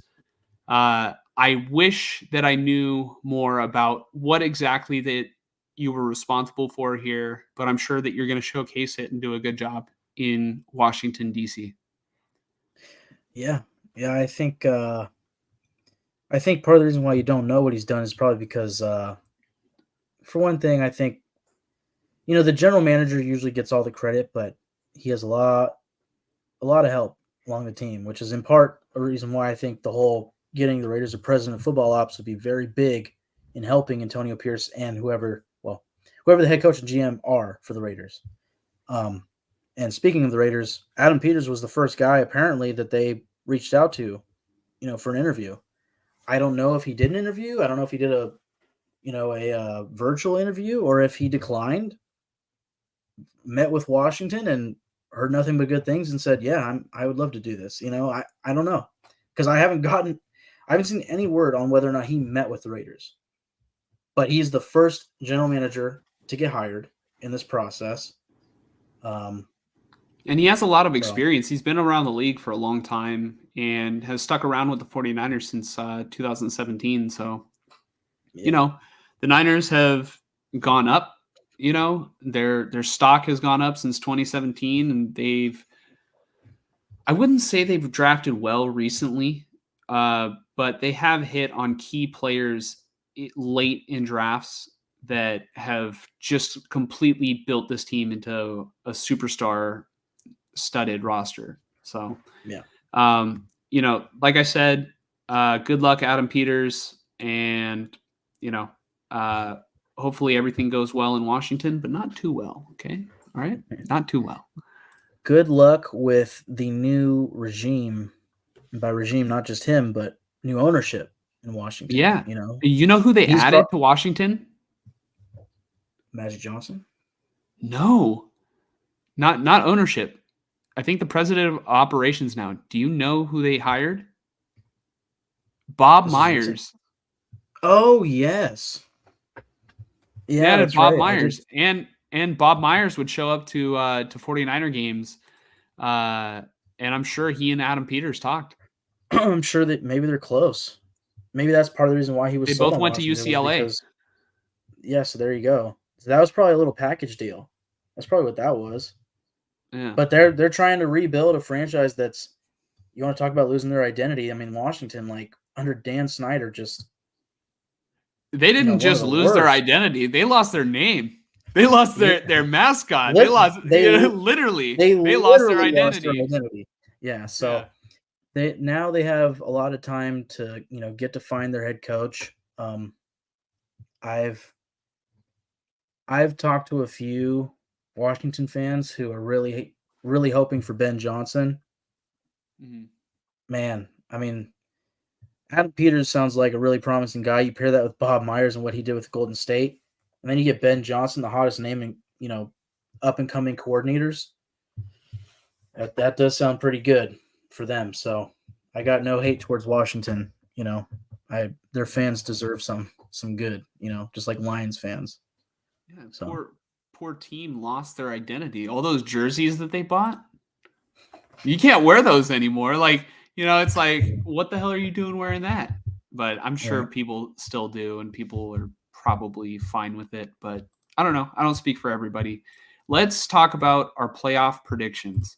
And then we're going to, have our last prediction be, we're going to sort of preview the 49ers game against the Packers. But I did the liberty of sort of making this list. Hold on, I'm trying to zoom out. There we go.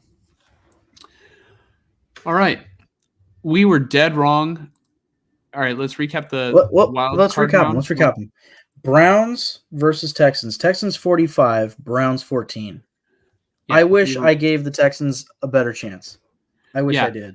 Here's what I think went wrong.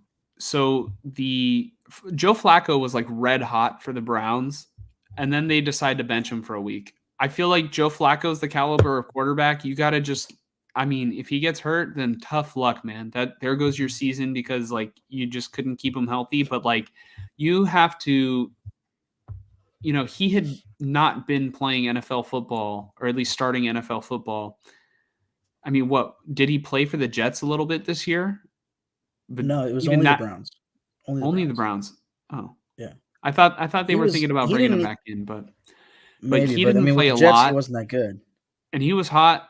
And yeah, I Here- think that he kind of cooled off a little bit, threw 2 pick Yeah. sixes in a row. Here's my thing with the Browns and Joe Flacco. That was a Cinderella story. Mhm. It was their defense that was carrying them, kind of like the Raiders, but the Browns' defense was better. And that offense was, all of a sudden with Flacco was like, whoa, where is this coming from? And this dude's throwing like bombs to Amari Cooper and stuff. I should have known that the Cinderella story wasn't going to last forever, Whereas the Texans, it was like when Stroud was in there, it was pretty consistent, Mhm. I think they did lose to the Panthers. I could be wrong there, but other than that, like when Stroud was playing, it was pretty consistent. That offense was killing it. Their team had a certain vibe to them, and they finished the season strong and they win their division. They win a playoff game against the Browns. Good for them. They didn't just win them; they killed them. Mhm. So, yeah, I wish I gave the Texans a better chance. I should have thought about it more, but that's always hindsight 2020. So. Yeah. So I thought the Browns defense was going to be able to carry in that game, but against CJ a rookie. Stroud just went off, and what a story CJ Stroud has been, like going from being kind of written off by these teams because of, or at least written off by fans, not by teams, because he was the second overall pick. So like, what am I talking about? But written off by fans because he couldn't pass that one test, or like, did pretty poorly on that one, football IQ test or whatever the S2 Right. test is. And, Yeah. he's like, screw the test. I can play football. Like, I know football. And he's so talented. And that was your guy. And you showed me the highlights and we knew, but you knew, Mike, that was your guy. So yeah, the I was Chiefs, very in on. Yep, I was very in on Stroud, and I hope that the Raiders can get a quarterback like him.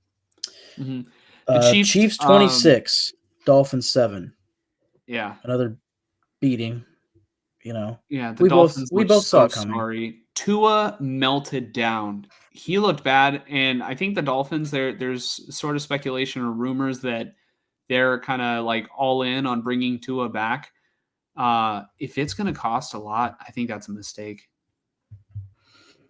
Yeah, I don't know if he's an upcoming free agent this year, but probably relatively soon. But either way, they'll have to decide on his first year or fifth year option. Obviously, eventually an extension. So, yeah, So that'll be tough.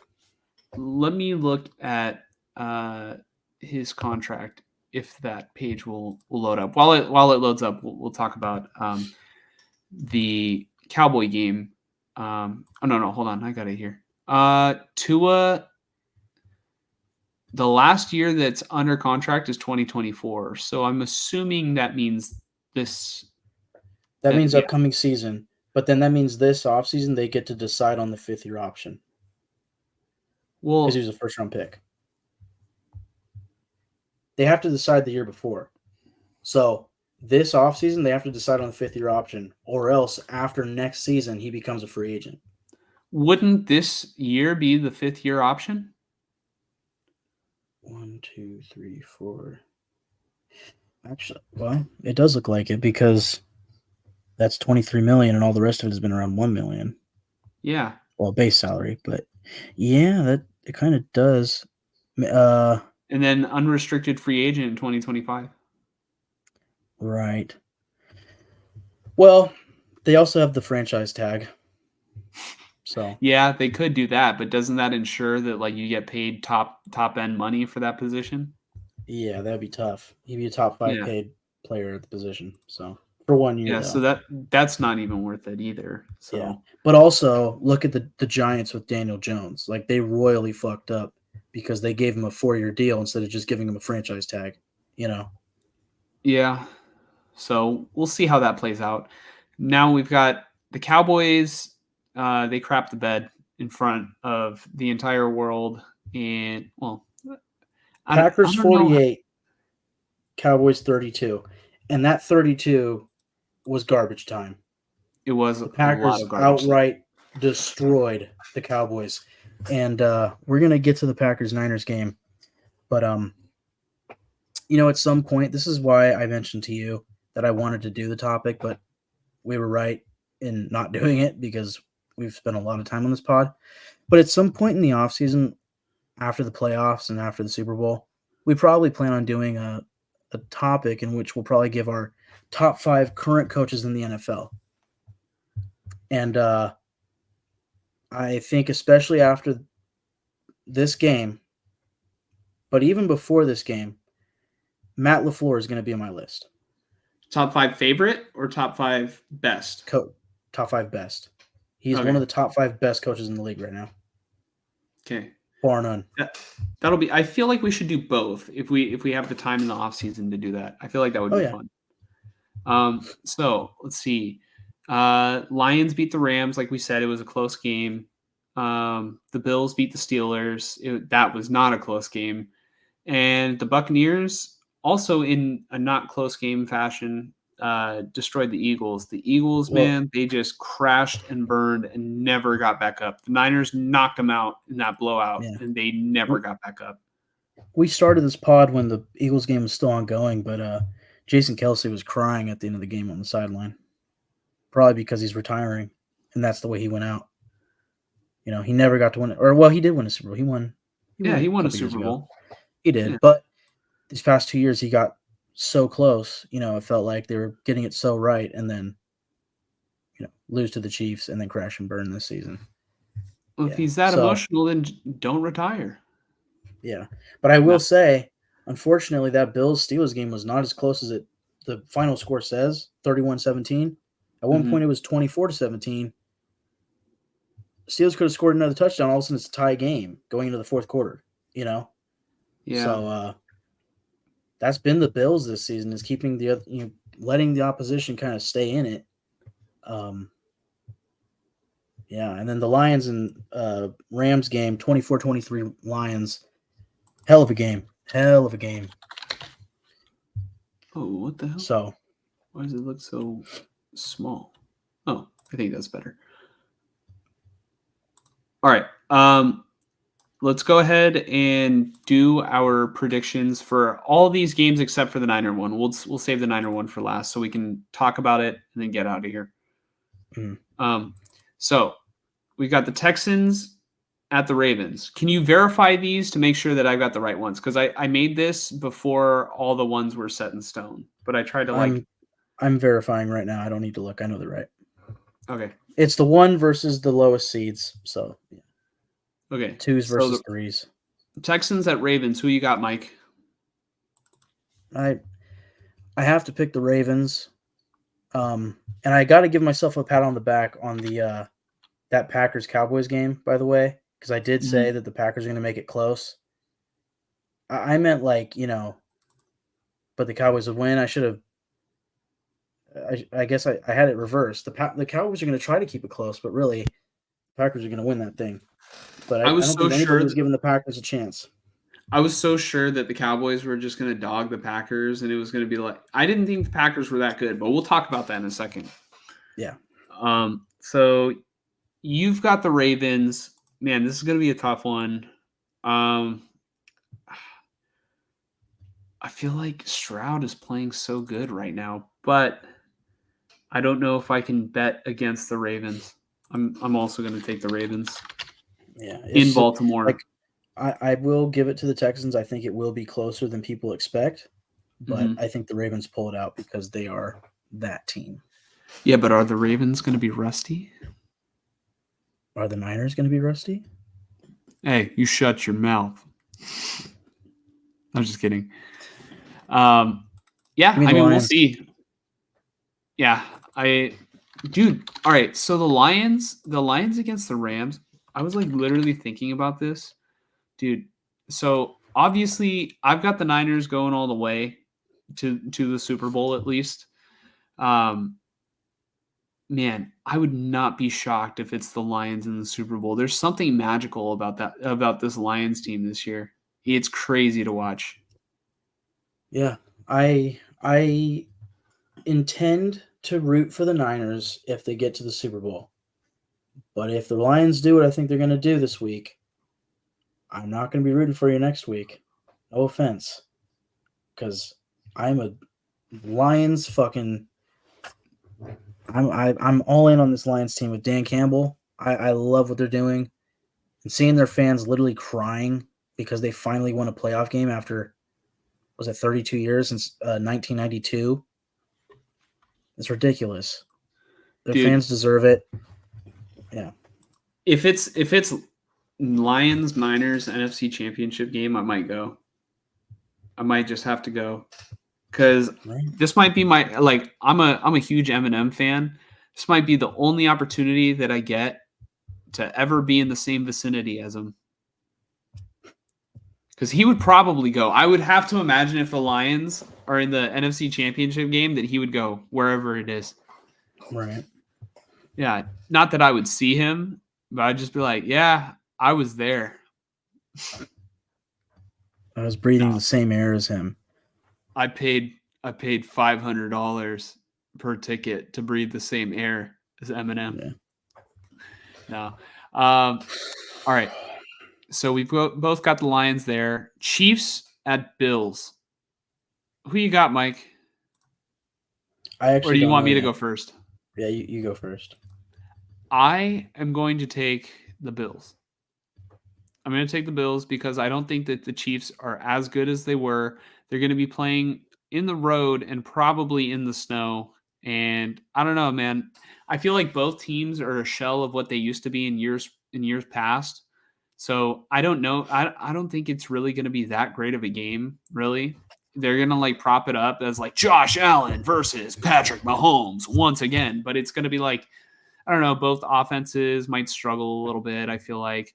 Unless it's just going to be another shootout. That would be exciting. But, like, I don't know.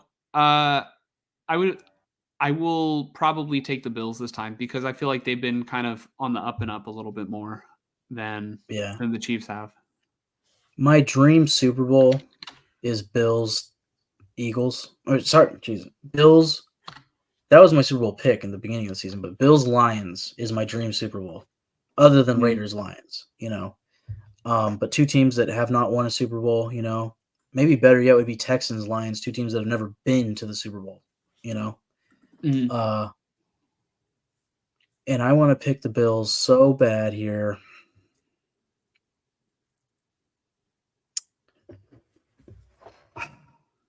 I'm picking the Chiefs. You're picking the Chiefs? I'm picking the Chiefs. I think their defense is going to be the difference. And I think L'Jarius Sneed is going to not shut down Stephon Diggs, but make his night very hard. And I think that the Bills won't be able to run so well on the Chiefs. And I think it won't be a shootout. It'll be like a crawl out, you know, like it's going to be lower scoring than you would think, but the Chiefs are going to be efficient enough for once. Now that it's finally time, right? They're going to be the team that's efficient, whereas the Bills are going to fuck up in this game. That's my gut. I want the Bills to win. I do. Just like me picking the Cowboys, but I wanted the Packers to win. I mean, I picked up Chiefs last week. I wanted the Dolphins to win. I want the Bills to win, but my gut tells me the Chiefs are going to win this game. I think I'm going Bills. Yeah, Josh Allen to me is the difference maker. And I know Patrick Mahomes is, in my opinion, a better quarterback than Josh Allen, but I think Josh Allen is still playing very well. He didn't turn the ball over, and maybe he's due to turn the ball over. Yeah, I don't know. The Chiefs have been weird, and maybe they're clicking at the right time because they did play very well against the Dolphins. Yeah. I don't know. Maybe my pick will change. Give me a couple days to sit on it. But if I change it, I'll let you know. Obviously before kickoff, or actually before the first possession. Yeah. Or first touchdown, I guess. Right. That's what we do. Yeah. Whichever comes first. So we've got the Packers at 49ers. Let me go ahead and change the ticker to have it to be 49ers versus Packers. All right. Let's go ahead and talk about this. The 49ers, it feels like a while since they played. Does it not? It feels like it's been an extra week. I don't know. All right. They didn't play this week, but also Brock Purdy didn't play last week too. Like that game was kind of a preseason game, right? The Packers have been playing. Yeah. So the rust is not going to be in the same sentence, with the Packers, right? If anything, the Packers are just a young team and they're inexperienced to go against a team like the 49ers. But what makes it interesting, I think, is that the way that they took care of the Cowboys is they really exploited, the run defense of the Cowboys, I feel like, first. And then also, I mean, really, it was just the whole defense of the Cowboys that couldn't hang with Jordan Love and the Packers. But like there were huge lanes to run the football. Aaron Jones was able to, Aaron Jones was running angry too. Jordan Love is looking like he is going to be the long-term quarterback, or at least, a couple years, for the Packers. He's looking really good and has been going off, the whole rest of the season. I know they didn't start off very well. So, I want to apologize to the Packers for me underestimating them last week against the Cowboys. The thing is, the 49ers are going to be well rested in this game. I think that, the Niners were getting a couple guys who were like a little banged up as the season was ending.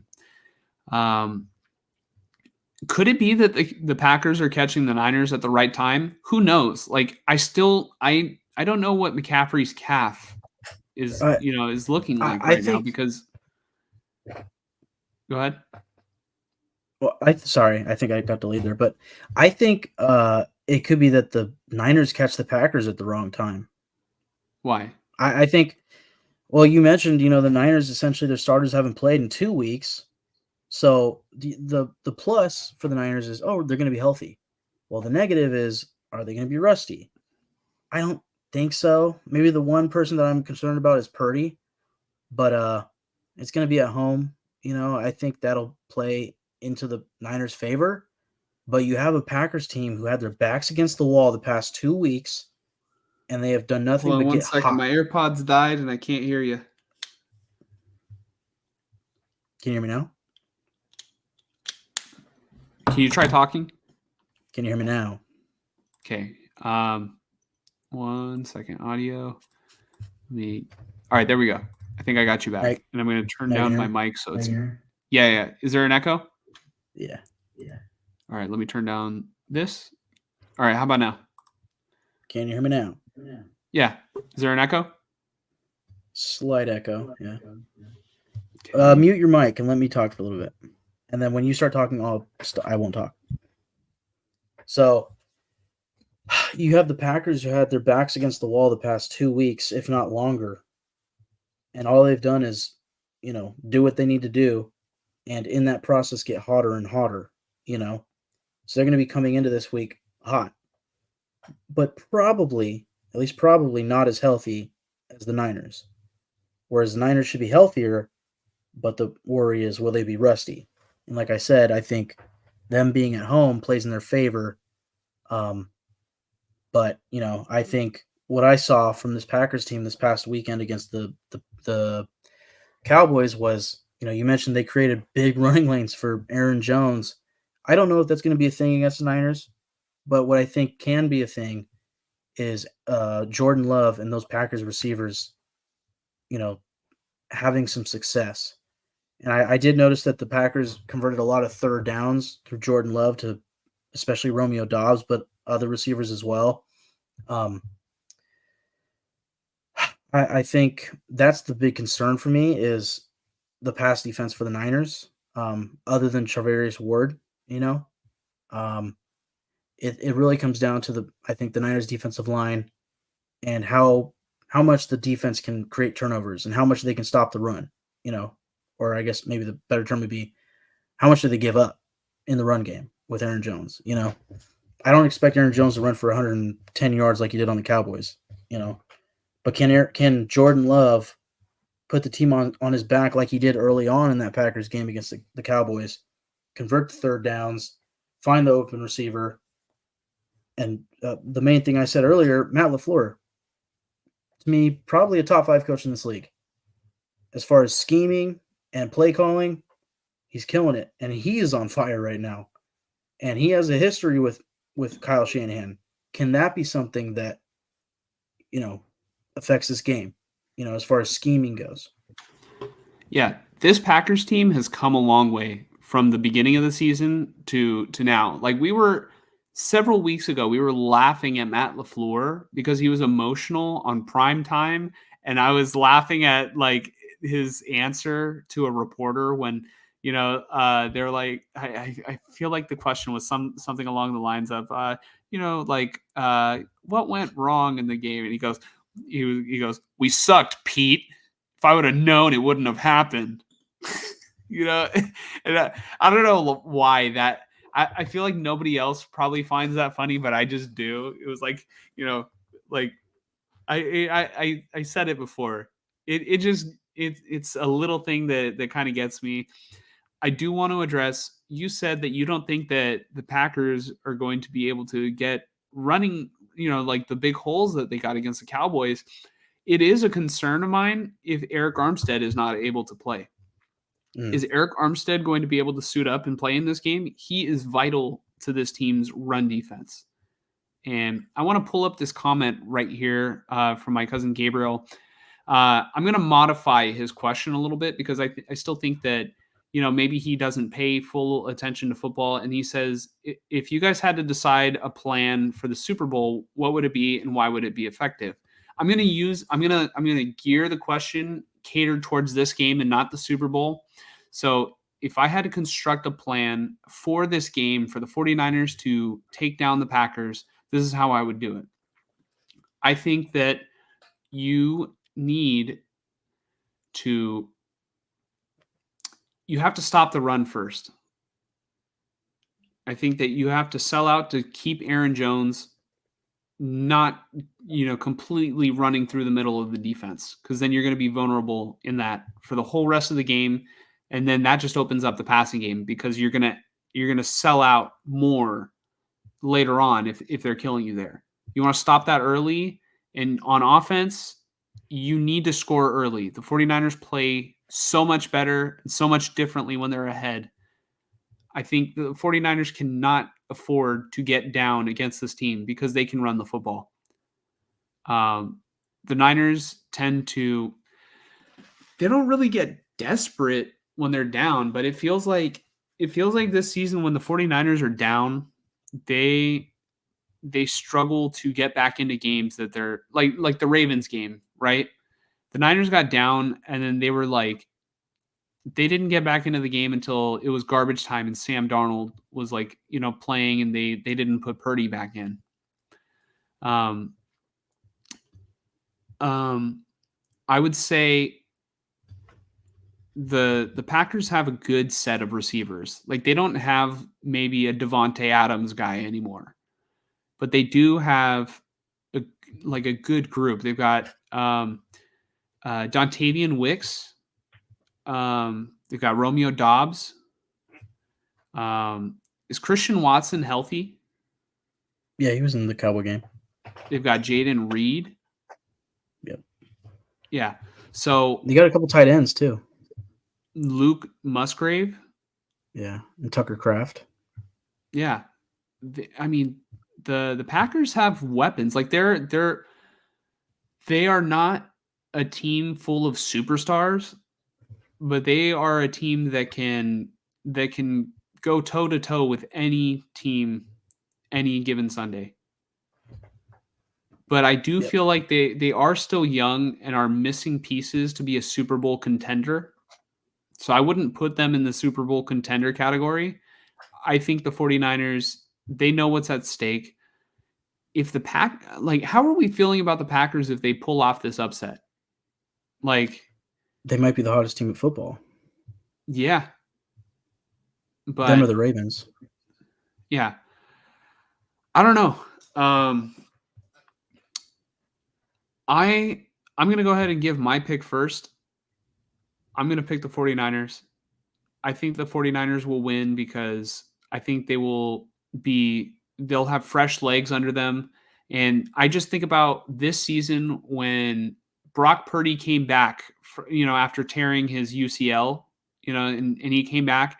And in that preseason, in that preseason game, after I think our show the following week, I was like, I have no doubt that if Brock Purdy plays like this, the 49ers are going to, win the Super Bowl. Like, he did not miss a step, and he came with urgency. I think we're going to see Purdy with like a sense of urgency, commanding the offense, getting it done. So give me the 49ers in that regard. Hopefully Christian McCaffrey is going to be good to go, but if not, I have faith in Jordan Mason and Elijah Mitchell. I think that they are also two very good running backs that, I would almost take Jordan Mason and Elijah Mitchell over Aaron Jones. I think age has to do with it. Yeah, I get that, but when Aaron Jones is cooking, he's cooking. Mm-hmm. Apparently he does that all the time at AT&T Stadium. But yeah, I think my last thing for this game, I think the Packers offense might be enough to beat the Packers or beat the Niners.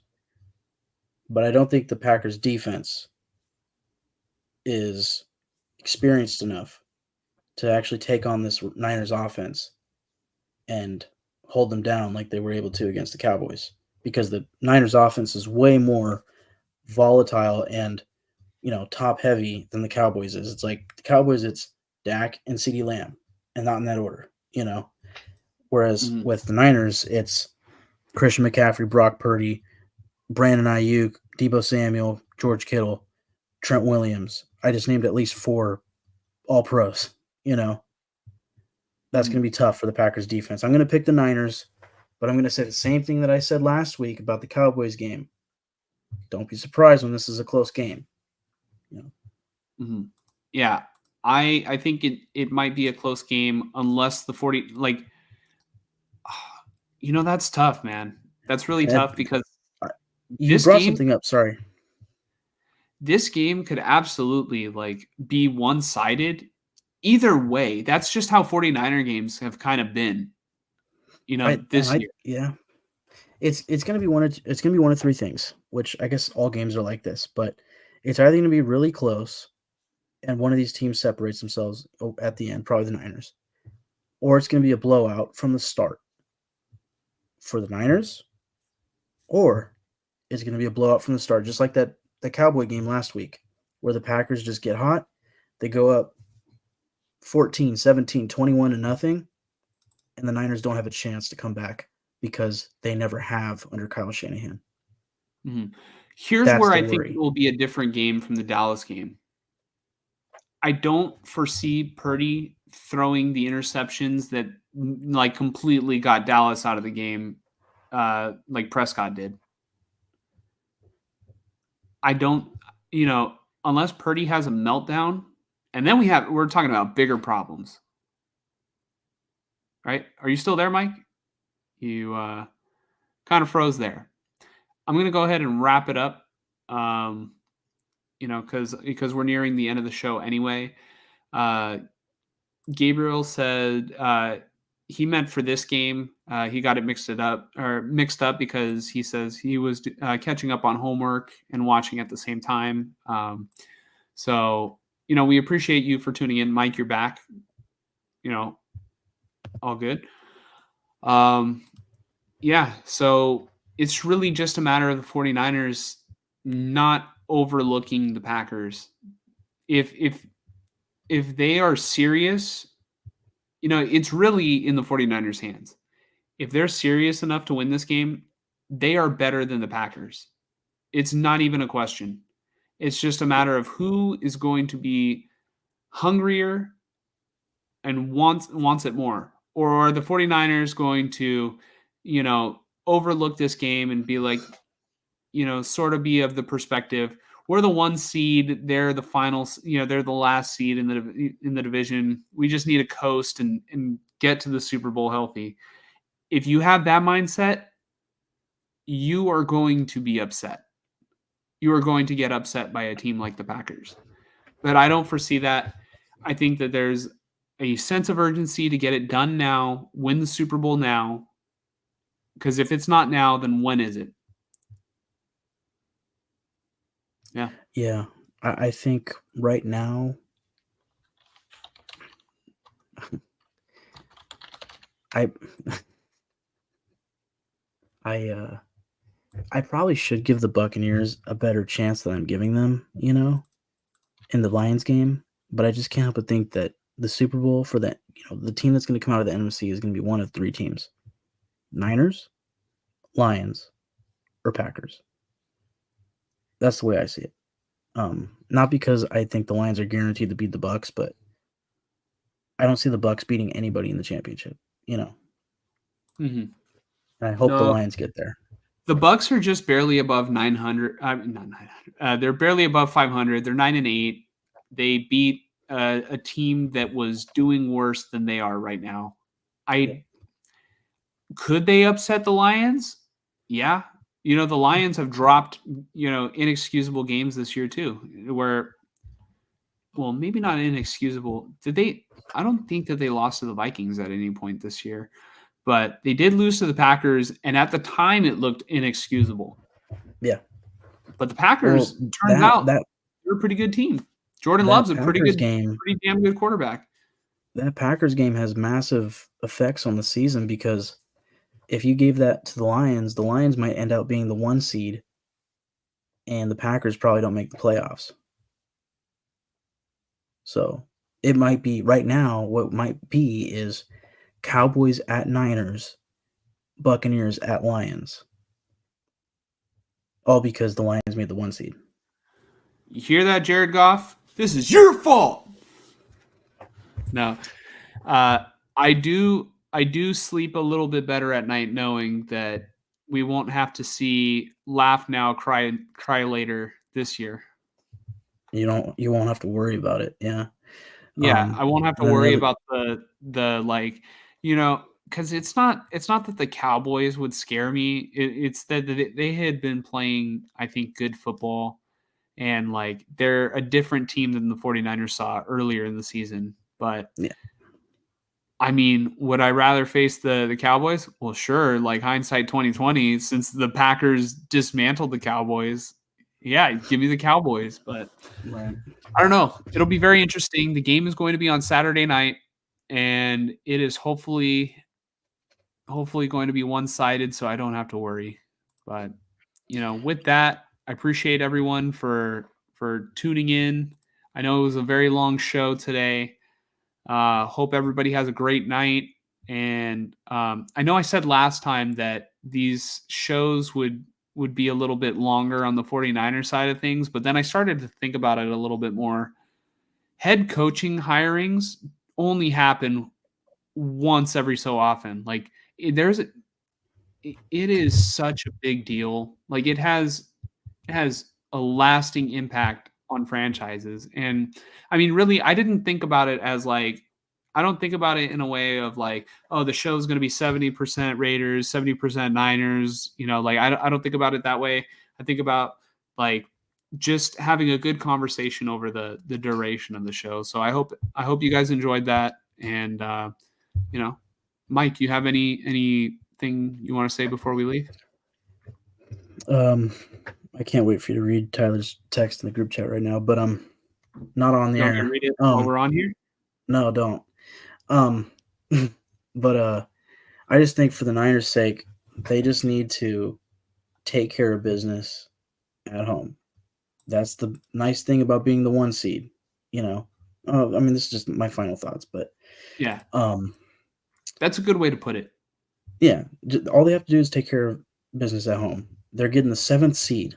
They're getting what should be a gift, but again, the Packers look like a hot team right now. So we'll see how that goes. Yeah, and then we'll see if it's Lions or Buccaneers versus Niners or somehow the Packers. Mm-hmm.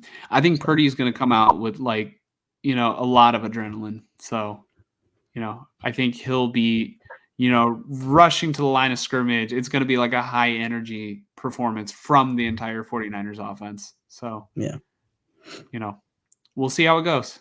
Thank you, everyone. Have a good night. And we'll see you next week, hopefully with no tears of mine. So, and possibly with a new head coach and GM for the Raiders, or at least official, decisions made. So, yeah. All right. Peace out, everyone. Oh, almost forgot this.